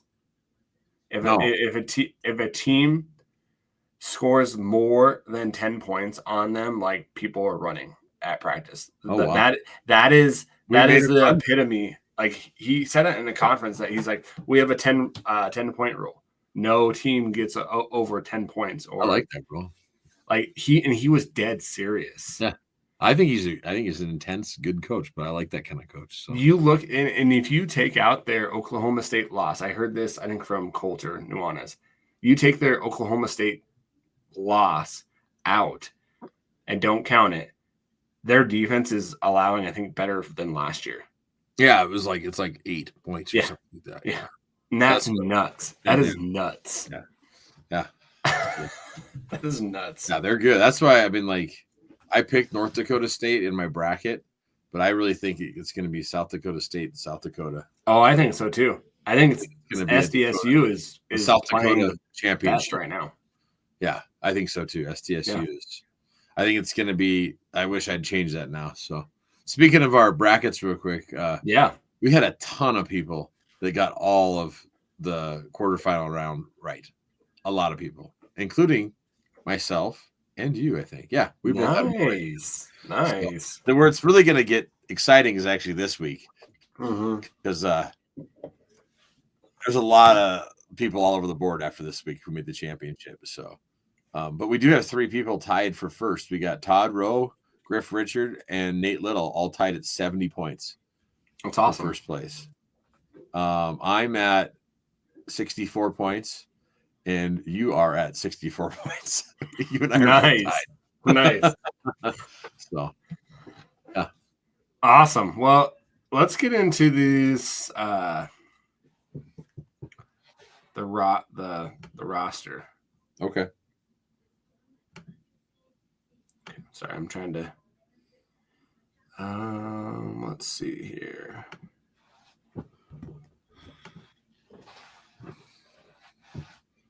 So while you're looking that up real quick, I'll talk about this. So I've had some people ask about doing an FBS bracket challenge just for fun. So I threw it out there that I do one. If people want to email me I'm willing to take FBS brackets up until Friday, when the first game is. But so far I've gotten one. So I offered to buy whoever wins the FBS one a hat of their choosing for their team. But if there's only 3 of us in it, then I'm throwing them out. Yeah. So we'll just play for fun. I ain't gonna buy it. If there's a bunch of people, I'll put the money down and get somebody a hat. So we'll see if I get more in. But if I don't know, if there's less than 10, I'll probably just be all right, we're just gonna play for fun. Yeah. So. Because it's not it's just I'd rather have a lot of work and do a bunch of people than just there's 6 of us playing for it. So, yeah. All right, let me see here. Sorry, guys, this is new to me. I don't know why it's not working. Here, let's see. No. Well, now you're really big. I know, right? My big old head. Let's see here. I'm just seeing if Ryan Leaf answered. Oh, there you go. No. Oh, there you go. Oh, by the way, we ended up losing to Northern Iowa 104-76. Wow. Ouch. We didn't score any more points after I read it off last time. Can you see it okay? Yeah, it's small, but we can see it. I wonder if did you see the schedule better? Yeah, I did. Okay, let me see if I can do it that way. Sorry, yeah, guys. The schedule we could see real well. So, like, it put you and I on the side and it blew it up. But, well, while you're figuring that out, you want me to do something else real quick? Sure. All right. So, I just wanted to talk about one of our players, Isaiah Child. Yep. So, online, a Jacob Howell posted this. He says, you became our family favorite after listening to your interview on ESPN Missoula. My then 9-year-old daughter took it a step further by idolizing her dreamy crush by drawing you a picture. Thank you for staying in touch and supporting your number one fan with the recent gift package. So this girl, Lola, was Isaiah Child's like biggest fan. And so awesome. He could have, just not done anything and stuff, but he embraced it, took her picture and stuff, and was supposed to meet them after the brawl. But we know like he was hurt and stuff, and so he wasn't able to. But he sent her this note, and since they posted it on X or Twitter, I'm going to go ahead and read it because I think this just shows you how cool like our players are and stuff, and a part of the community and the things they do. Because he doesn't have to do this, but he hand wrote her a note, and it says, "Lola, thank you so much for the picture you drew of me and for coming to the Brawl of the Wild this year. I was so bummed I didn't get to meet you after, so I wanted to send you a thank you present for being my number one fan all these years. If you or your family ever need anything, you can always reach out. Enjoy the present and happy holidays." From Isaiah Childs. And then he signed it, his signature and his number. And he gave her a pair of his gloves and signed them. And also an autographed picture as well. That's so cool. It was just, class act. The fact that he did that is pretty damn awesome. In the day of just like, I'll just send them a text or I'll just do this. To actually write a handwritten note, take a picture. He framed it too. It's not like it's just he framed it and then and then his gloves and sent it to this kid. I can't imagine but her. The smile she's got is awesome. So just props to Isaiah Childs. And there's I'm sure many others like this. Like we heard about Cannon Pamphloff going to that kid's football game and stuff because he thought he was this guy. It's just the power you have to make a difference in kids' lives and other people in the community is so great. And I just think it's awesome that our players do that. And sometimes I think we miss that when we're so focused on transfer portal and wins and losses and stuff. There's this cool stuff that's going around too that these guys are doing and they're doing it right. So yeah, they are. So awesome. All right. Job, Isaiah. Yep, good job, Isaiah. Oh, that's nice and big. Is it? Yeah, it's a lot bigger than it was. Okay, because I can read it now. Can you read it now? Because it was bigger when I did it right before. Okay, I want to try one more thing. Sorry, people. Oh, you're right. That one I could actually read. And I've got I don't have it on my big screen either. So if someone had it on their TV, they'd easily be able to read that last one. Yeah.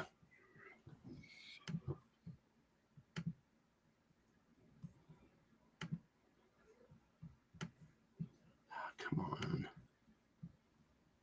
As you can all see, as he's put it up there and down, there's a lot of colors on it. He's got I can't remember all your color coding that you have on it. So come on. There's even some questions that you got today too. Oh, really? Yeah, we've got three questions. That's worse. That's worse than it was. Yeah, what you had just a little bit ago was way better. Now it's really small. Oh. What you had a little bit ago was way better. Okay. Sorry, people. I don't know what's up now. It was like some kind of weird. I could see myself over and over and over again.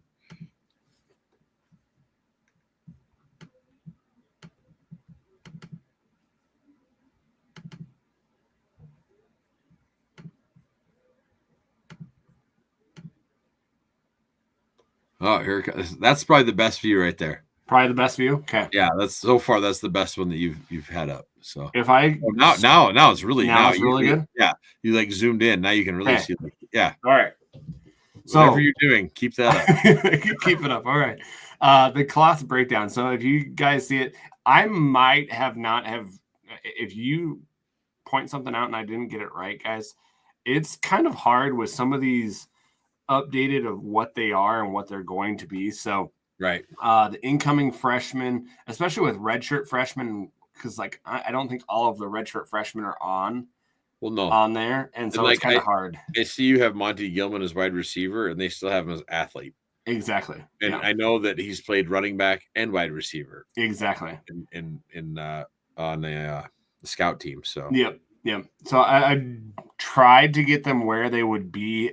It's kind of hard, but so anyways, class breakdown. The teal color is the incoming freshman that we've got from recently through high school guys. Okay. We've got redshirt freshmen with a red.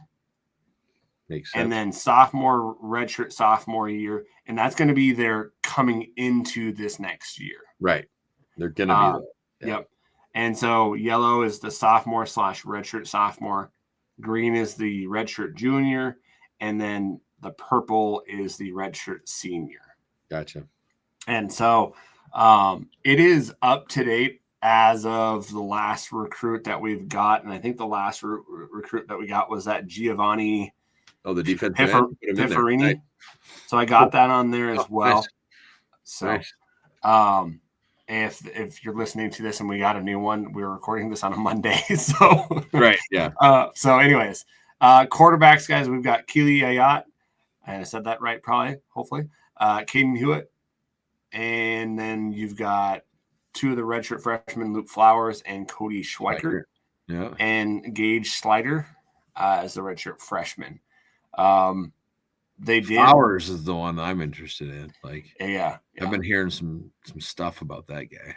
Yeah, I've heard he's got an arm. So, they did offer Kiko Vesperez out of Eastern Washington, and he came and visited this last weekend too. Did he? Yeah. Interesting. So I hope they don't see. And this is just my soapbox. Don't bring in a quarterback. No, I don't want it. Yeah, I agree. Use that scholarship for offensive line, offensive line, linebacker. Like, go get somebody. Yeah, I agree. I'm like, go get offensive and defensive linemen.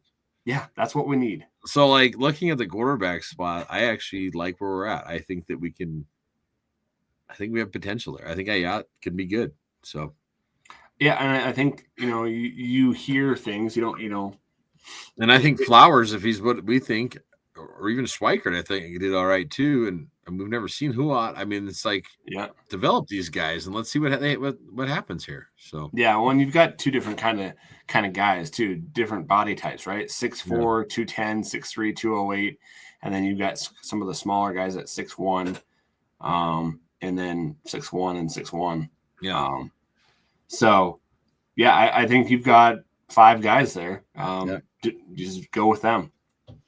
Running back, it's loaded, right? Yeah. I did have Tommy Running Rabbit. That was the one I was questioning because I thought he was playing defense.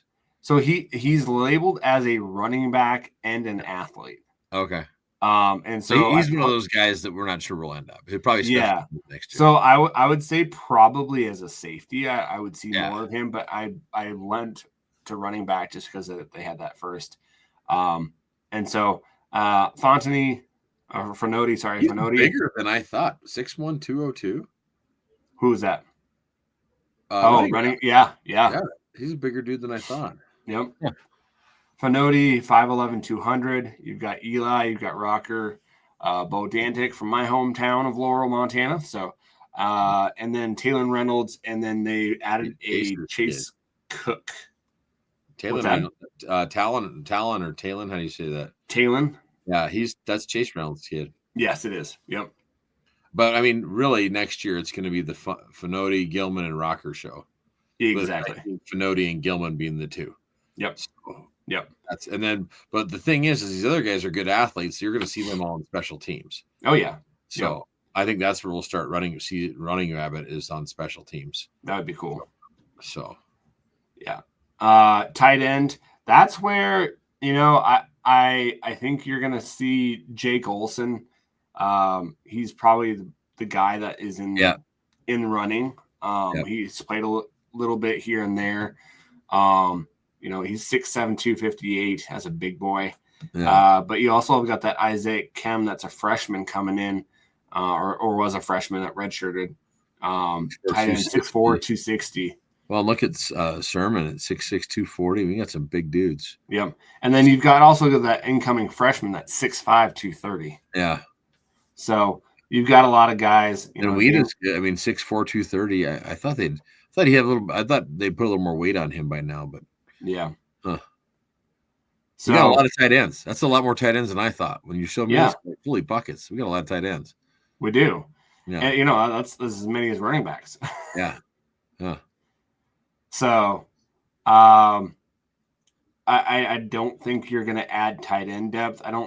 We don't need it anymore. No, and you could add another running back. That running back commit that I can't remember his name. The one that was out of California. I think he was out of Washington, wasn't he? Oh, I thought we were talking about the other one that decommitted at the last minute. Yeah, that's what I'm talking about. Is he from California? I thought he was Washington. I can't remember.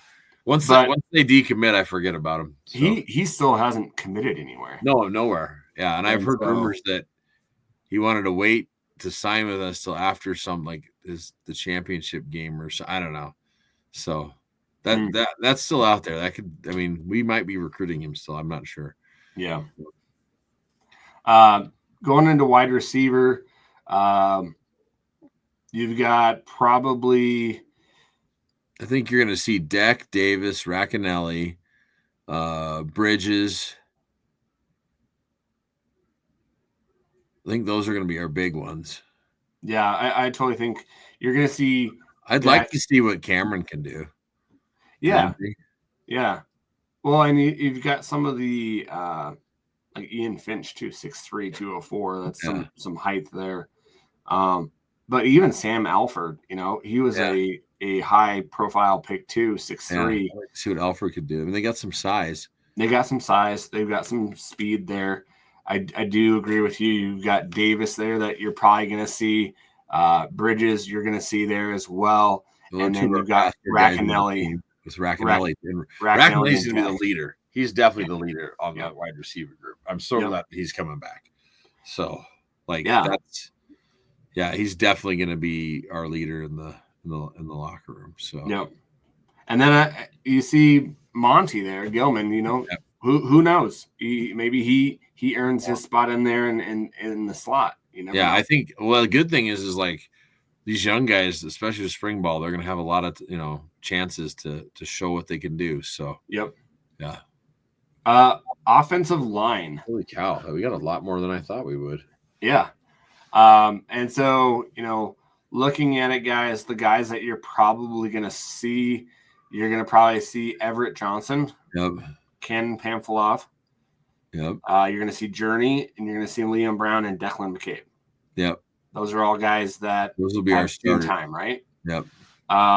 You are going to probably see Lucas Freitas. We saw him a little bit this year too. What about this Tate Templeton at 6'3"? Tate Templeton, I'm seeing. He's shorter, but he's thick. Yep. And then Austin Bueller too. I heard is I heard Bueller's doing a good job. So, but you look at who's coming in, man. You've got I'm not going to Kakeo Kanakokola. Yep. 6'5", 330. He's that's weight where you could play first. Right off this bat, man. Hyatt, 6'7", 270.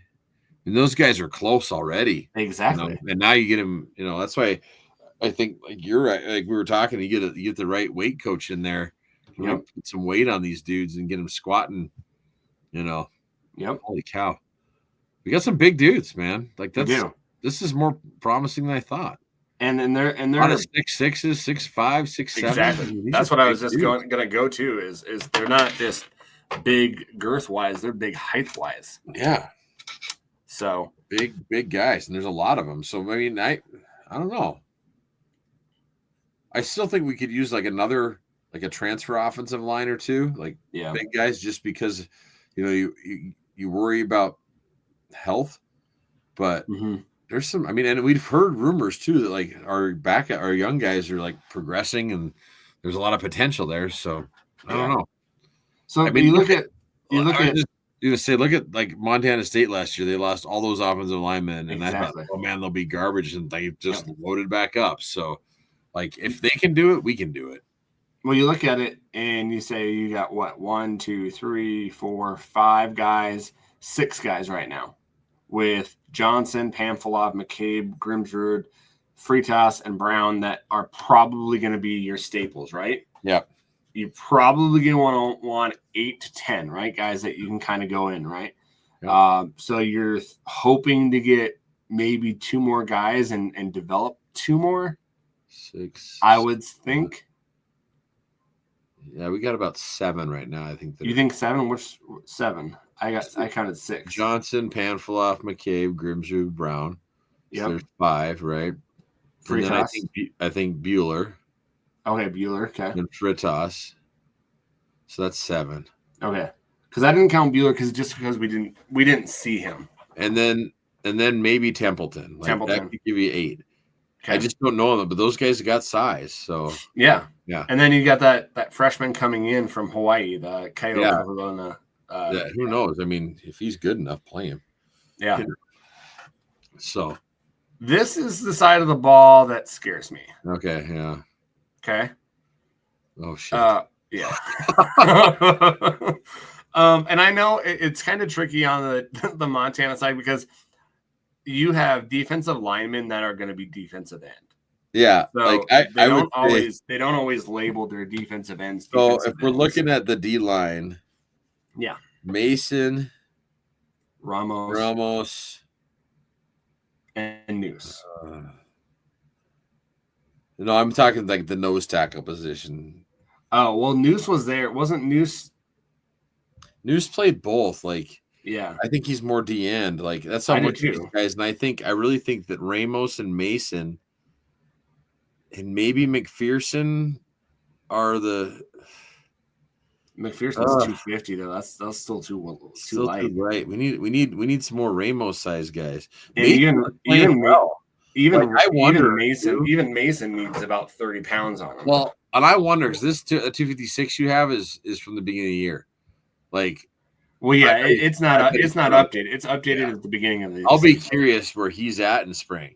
Like I could see him being 280 before you know. That's not hard to get with his size.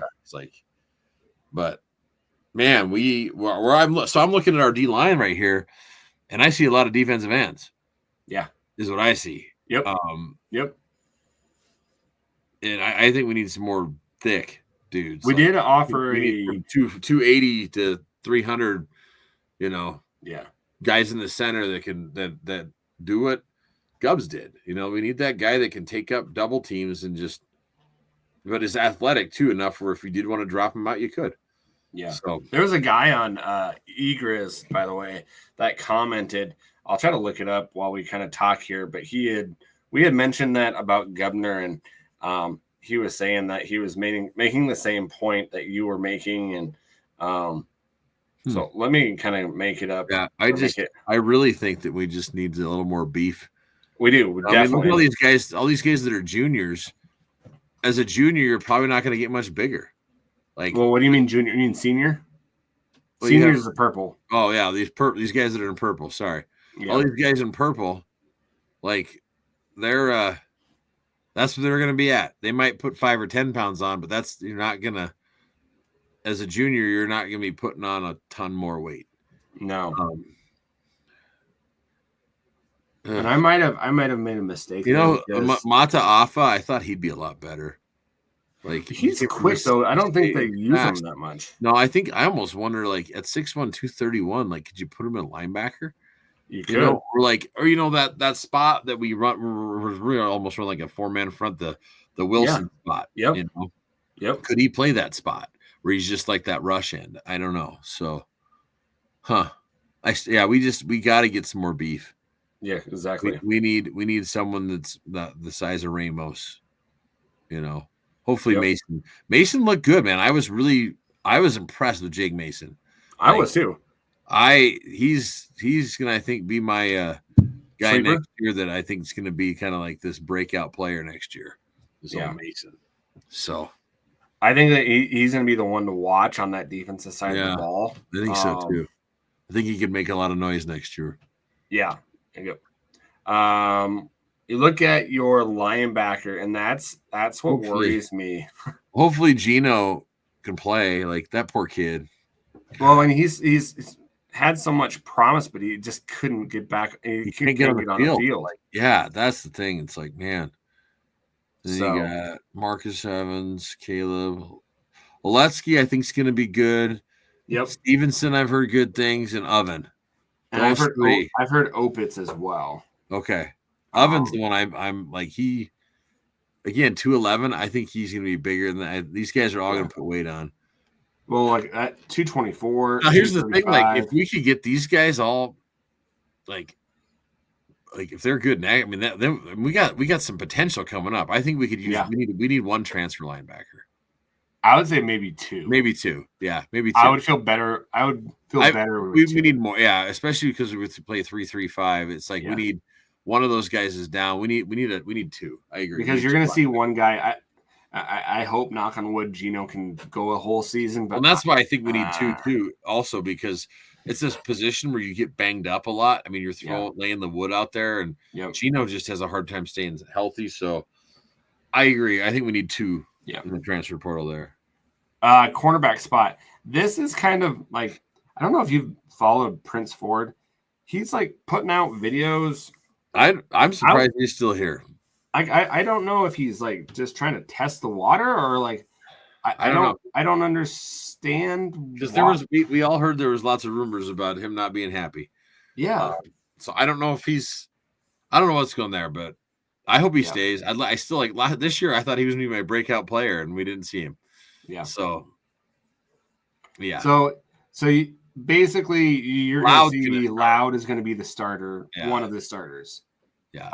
Loud's going to be good. Like, he's going to just keep getting better. Yeah. You've got Kenzel Lawler that he's done a year in the system.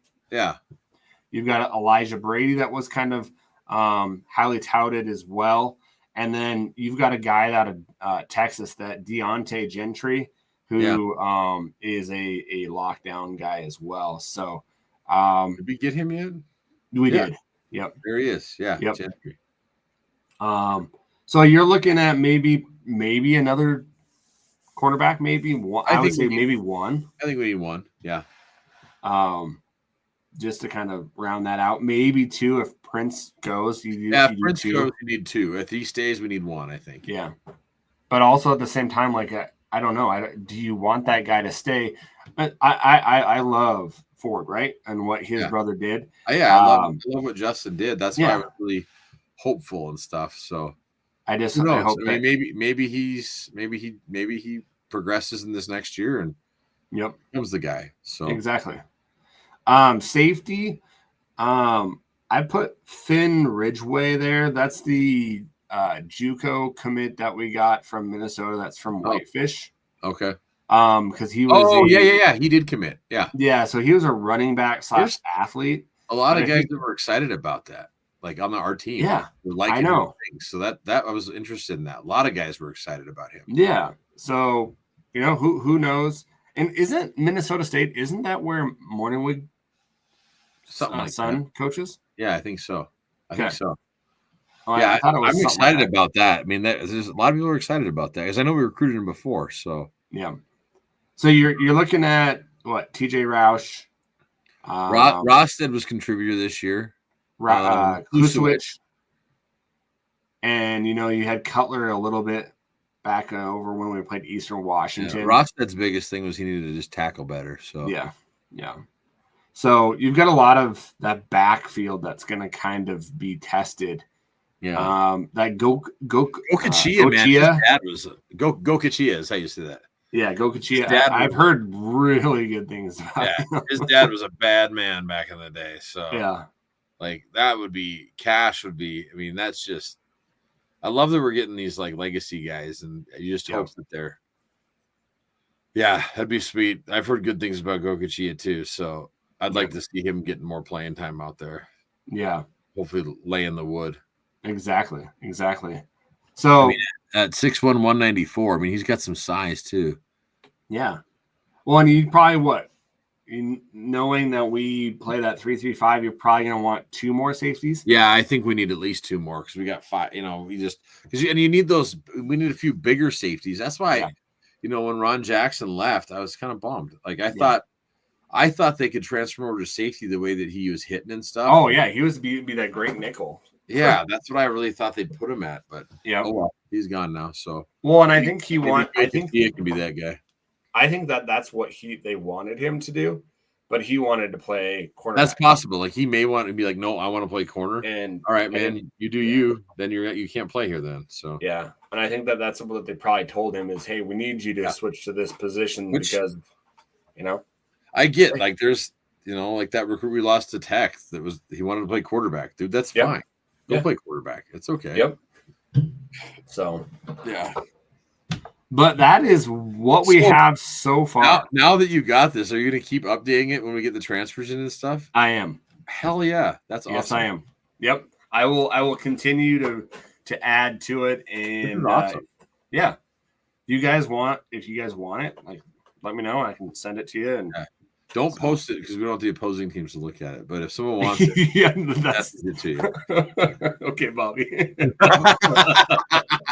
It's that good, man. It's a good breakdown. I like it. Not like they couldn't break it down too that easy. It's like I'm sure they got a guy back there that's got that all broke down anyways. So I don't know. I like spreadsheets, as you can see with my like FCS bracket. It's like break it down and you highlight certain things, and that's cool, man. You did a good job with that. Thank you. It took me about 2.5 hours to do. But yeah. Well, now that it's done, now you can just add to it. I can add to it. It's like evolving. It's a living document. It'll be. I guess where I'm going with this, it'll be interesting after spring ball. Yeah, for us to look at it again after we've heard things and stuff, and like, okay, kind of position who we think the players are going to be and all that. Because that's the we talked about earlier. We're hoping that we get these transfers early so they can sign up for school, because you have to be in the school and stuff, and so that they can participate in winter condo, because that brings teams together when you're all hating life together and doing stuff. It brings you together, and then you get to go play spring ball and stuff. And now we've got this awesome dome, tent bubble thing that we can play spring ball. We don't have to worry about, like, usually we get the most snow then. Now they don't have to worry about it. It's like we can go train, and I think winter condo too. I wouldn't be surprised if they don't do some winter conditioning in there. Yeah, I think you've got that facility rather than the Adams Center. Go do it in there. Put the cleats on and go do stuff. Yeah, because in there, they're still playing basketball though too. Oh yeah, we used to do it in the volleyball gym is where we'd go. Oh, okay. Set up the buckets and puke and run and puke. And one tip for any player: don't drink orange juice before you go. Really? I did that once and puked. Coach Dorn was like, "Jesus Christ!" And I'm like, "I'm sorry." Orange juice is a bad choice before going to Drink water. Drink water. Yeah, it was a bad decision. And no coffee. Oh, God, that would hurt. Yeah, drink an energy drink or something other than coffee. Oh, man, that'd go just drink water. Just drink water. Yeah. Water's the best. Oh, man. Any questions that we had? Oh, the guy. We do. We do. Before that, I told the guy that on Griz that I would let you know. We have a bunch of questions. Bridger's just been lighting us up in the last few minutes. I think he knows we're recording. Oh, there's Ryan Leaf again. Sorry, guy.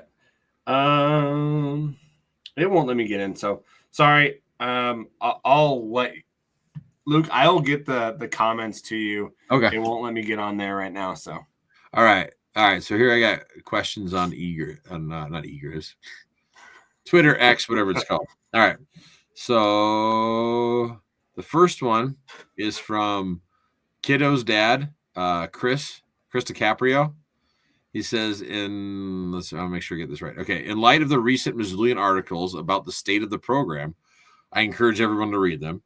What changes need to be made to recapture program momentum? Besides last year, it seems like UM is fading into obscurity fast. So he's agreeing with you that you feel that. I mean, I think we talked about it. Yeah. We need to get, I think the OC, there needs to be a mix up there. Or if if it's not at mix up, let the OC like okay. If it's Bobby holding him back, then just let the OC do what he needs to do. Yeah. But if it's not, then change OC. I mean, we got Linehan there. I mean, give him a shot, see what he can do. So, and number one, quarterback coach. We need a quarterback coach. So I'd agree with that. I want, and this doesn't sound bad. I want someone young in there. That's not. I am not one of Bobby's guys. Like someone well, we need somebody in there. Bobby has said this, and I don't know if I've said this again on the pod. He said his best years were when he had to compete with his assistants, and said we're on a 1-year contract here. We're battling for our contract. Like, well, that's what last year we were all saying. Bobby bet on himself. That's what he did. And, so sometimes that pressure makes things happen. So, and I feel like we're running a retirement home for some of these coaches that are not, and I don't mean it in a mean way, but like they're on their last leg. Right. Yeah, they really are. And I'm not, and it's nothing that we can't like learn from and stuff like that. But a good example, gotta have a mixture of those. With Flu, we had Jonathan Smith, who was then Oregon State's head coach and now Michigan State's head coach. Yep. I mean, those are the guys we need to get. Like these, I mean, Bobby was once an up and comer too. Like bring these guys in, be the leader that you need to be, teach them, and then let them go on. That's okay. Yeah. So, okay. So he also had a follow-up comment. He said, "Also, Luke, I never got to tell you how awesome it was to meet you in person in Frisco last January. Seems like a long time ago now." Cry face. That was awesome. I met so many people down in Frisco, but yeah, very nice to meet you. And yeah, Adam and I love that when we get to actually. It's cool to like find out people actually enjoy listening to our BS and stuff. Because we like doing it and stuff, and it's a good just like talking about football because it's fun to talk about. But yeah, we think it's so cool that you all appreciate it, and we'll try to do off-season ones and. Yeah, like I'm even willing to talk basketball. A buddy of mine. There you go. I got a friend of mine finally listened. He goes, "You did an all right job talking basketball." I know you did basketball because, like, I try, man. I was like, I'm trying up my game at the basketball. I don't know basketball for a while, but I try to say a few things. We appreciate it. We appreciate it. Yeah, I think basketball doesn't get the love that it should, but it's. It's the way it goes. Well, I think once conference plays, we should talk about it a little bit. Yeah, a little bit. And we'll have more to talk about with the transfer portal and all that stuff. So I'm sure we'll probably do some January pods. Oh yeah, yeah. We can get some on and stuff. And we can get some of the new recruits players. That's always former fun. Players, new recruits that are coming on, and absolutely, yeah, definitely. And if you are a recruit that is in the transfer portal and you've committed and you want to come on the podcast, we'll have you immediately. We will have you immediately. Let us know. Message us. We'll do a special pod. We'll talk. Exactly. We'll do a special pod just about you, and then introduce you to Griz Nation, because that's what we want to do. I love doing those where we can just introduce a new player to Griz Nation. Yeah. And we give you pre-questions. There's no it's totally. We'll talk about what you want to talk about. So any of them, hit us up, or if you out there talking to them on Twitter, let them know that we'd love to have them on. Yep. Okay. All right. Bridger says, if Kent, I'm assuming Kent has them, started a head coaching rotation like the QBs had this year, push Bobby. Hey, this is good, man. This is good stuff. Okay. So if Kent had a QB rotation like the QBs had this year to push Bobby, who would he bring in to be Bobby's competition? Which one would be Ayat and which one would be Fife? Also, which one would transfer at the end of the year? Who would he bring in? Who's the Sentinel coach? Dane Oliver. There. Yeah, Dane. There you go. There you go. He brings in Dane Oliver, who was former national championship, in 2001. Head coach at the Sentinel Spartans with multiple state championships. Boy, who's Ayat and who's Fife? I'd say Dane would be Ayat. I think so too. Fife. Yep. That's what I think. Yeah, Dane Oliver is Ayat and Bobby's Fife. And Bobby's gone for the end of the year for hitting the transfer portal. Good question, man. That was a good question. Yeah. Good answer too by picking Dane. That's a good. I was thinking him or Schillinger. Yeah. Oh, Shan too. Shan comes in. I still put him as Ayat and Bobby's Fife. And yep. Okay. So second part follow-up for Bridger. He says Bobby clearly does better on a 1-year contract. He thrives in coaching in the coaching for your job environment. Maybe Kent should put him on 1-month contracts going forward. That would probably get us over the hump. I mean, it's right. Like, man, so just do like 1 month in the off season. He coached his ass off when he had a 1-year contract. It's weird how that works. You know, it's like when you're pushed to the fire a little bit, it's like, holy cow, you know. And he even said that. He even, you know, it's not like we're putting it out there. In one of his podcasts or one of his radio shows, he actually said that. No, yeah, he totally did. So, but yeah, that's awesome. We need to have, you know, we need to do one of those. We haven't done one of those in a while where we have we have people on for the fans, like to come on and join the pod. That'd be kind of cool too. That would be cool. Yeah. That would have Bridger join the pod. Yeah, that would be fun. He you know, asks questions all the time, and so we could also have if we ever want to talk about recruiting, Tyler Martin. There you go. He knows recruiting like better than most people. He follows it inside and out. Yep. We could always see if he wanted to come on and talk a little recruiting with us, because that would be cool too. He follows high schoolers. Like, he's on there. He's like, this coach just followed this guy. I'm just like, holy cow, how did you even like? That's great, because he sends me the stuff, and I just follow that player then, and it like keeps you on track. It's great. That's awesome. Did you put anything on eGriz or? I didn't. No. Okay. I was trying to get the poll up there, and then with the roster spreadsheet, I didn't get it up there. I thought I had one other one. Yeah. Nope. I thought I had another one, but it's just Ryan Leaf talking crap. So I had some comments on here off of the poll. Oh, okay, cool. That I just wanted to read here. Kodiak at Ultramarine 1019 says the person who voted for program culture doesn't know ball. Shay Rosberg. I agree with that. I went with scheme. On the verge of development, but truly 1, 2, 3 are all the same. The offense looked great the first half of the season. Then we did nothing different. Same old scheme. That's how I saw it. We absolutely have skilled players, just didn't scheme for them. And then this is more line work. Clayton Gurnett. I said coaching as a combo of failure to get the line quality and the depth on both sides of the ball, as well as the inability to scheme our best players into the offense. Paul Morton, it's recruiting. That is the only thing holding this program back. The Griz Den. Yes, all those choices. I can only choose one, but all of them are needed. I think that's Nate. He runs the Griz Den over there. And then Paul Morton says recruiting, exclamation marks. Kevin Clausen, coaching is player development, scheme, and culture. So yes, coaching. Our friend Terrence, you should have had an all of the above option. That said, I do think we are that far away from any of these areas, and the road isn't too far to get back to dominance. Let's see. And then Griff was just kind of commenting. So Griff, he kind of was going back and forth on me on why we would want to do the poll and everything like that. And we're just saying we just wanted to talk about it, not to make people mad or anything like that, but we love guys. When you guys talk to us, we don't take it personally.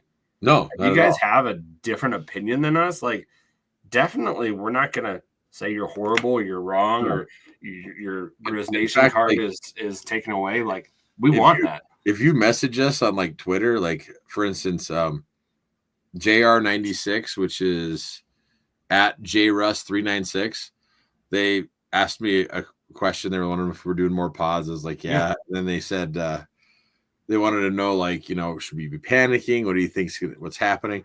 And they got like a giant essay from me. Like I will like, like if you want a response, like hit us up. Like exactly. Here's a huge response. So that's awesome. And then like just some other people too, like just chatting back and forth. Like, so I guess where I'm going with that is like, if you ever wanted to comment on something on Twitter, but you don't want to throw it out there because some people are going to be just hit us up. And stuff. Yeah, just message us. We're happy to talk to you privately back and forth and have a intelligent conversation without some idiot cat fan out there. I know, right? And that happens all the time. Stupid thing or saying something dumb. We can have a private convo and just talk about it. So Luke is usually on his, and then I am on the Fight on Montana. And so if you guys want to get us on there, definitely get us on there. I know that some people get us on Facebook Messenger as well, and get on there as well. So hit us up. Any of those things. Like, exactly. It's mainly Twitter, it seems like, but I get some people, like you said, Messenger, all those. So yep. Yeah. But like we're almost on 2 hours, man. Holy cow. I know. I'm like, I thought this would be a short pod. Like, we're gonna go like 40 minutes. Holy cow, we've been just burning it up here. Oh man. Well, on that note, let's guys, we really definitely appreciate you guys listening. Like Absolutely. We've said, it is an honor to kind of go into your speaker or wherever you listen to, and we love doing this on your TV because a lot of people are all of a sudden watching this. So exactly, right? Support the good old Grizzlies NIL. That's why I'm trying to wear this tonight. Support the. You said 100,000 we need. Yeah, we need 100K. So I can't give 100,000. Sorry, that's donate. That's what I'm saying. If everybody donates just a little bit, it adds up. A little bit at a time. Let's do this, right? Yeah. Well, until next time, guys, we wish you a Merry Christmas and a safe one at that. And till the next time, go Griz. Go Griz and Merry Grizmas. There we go.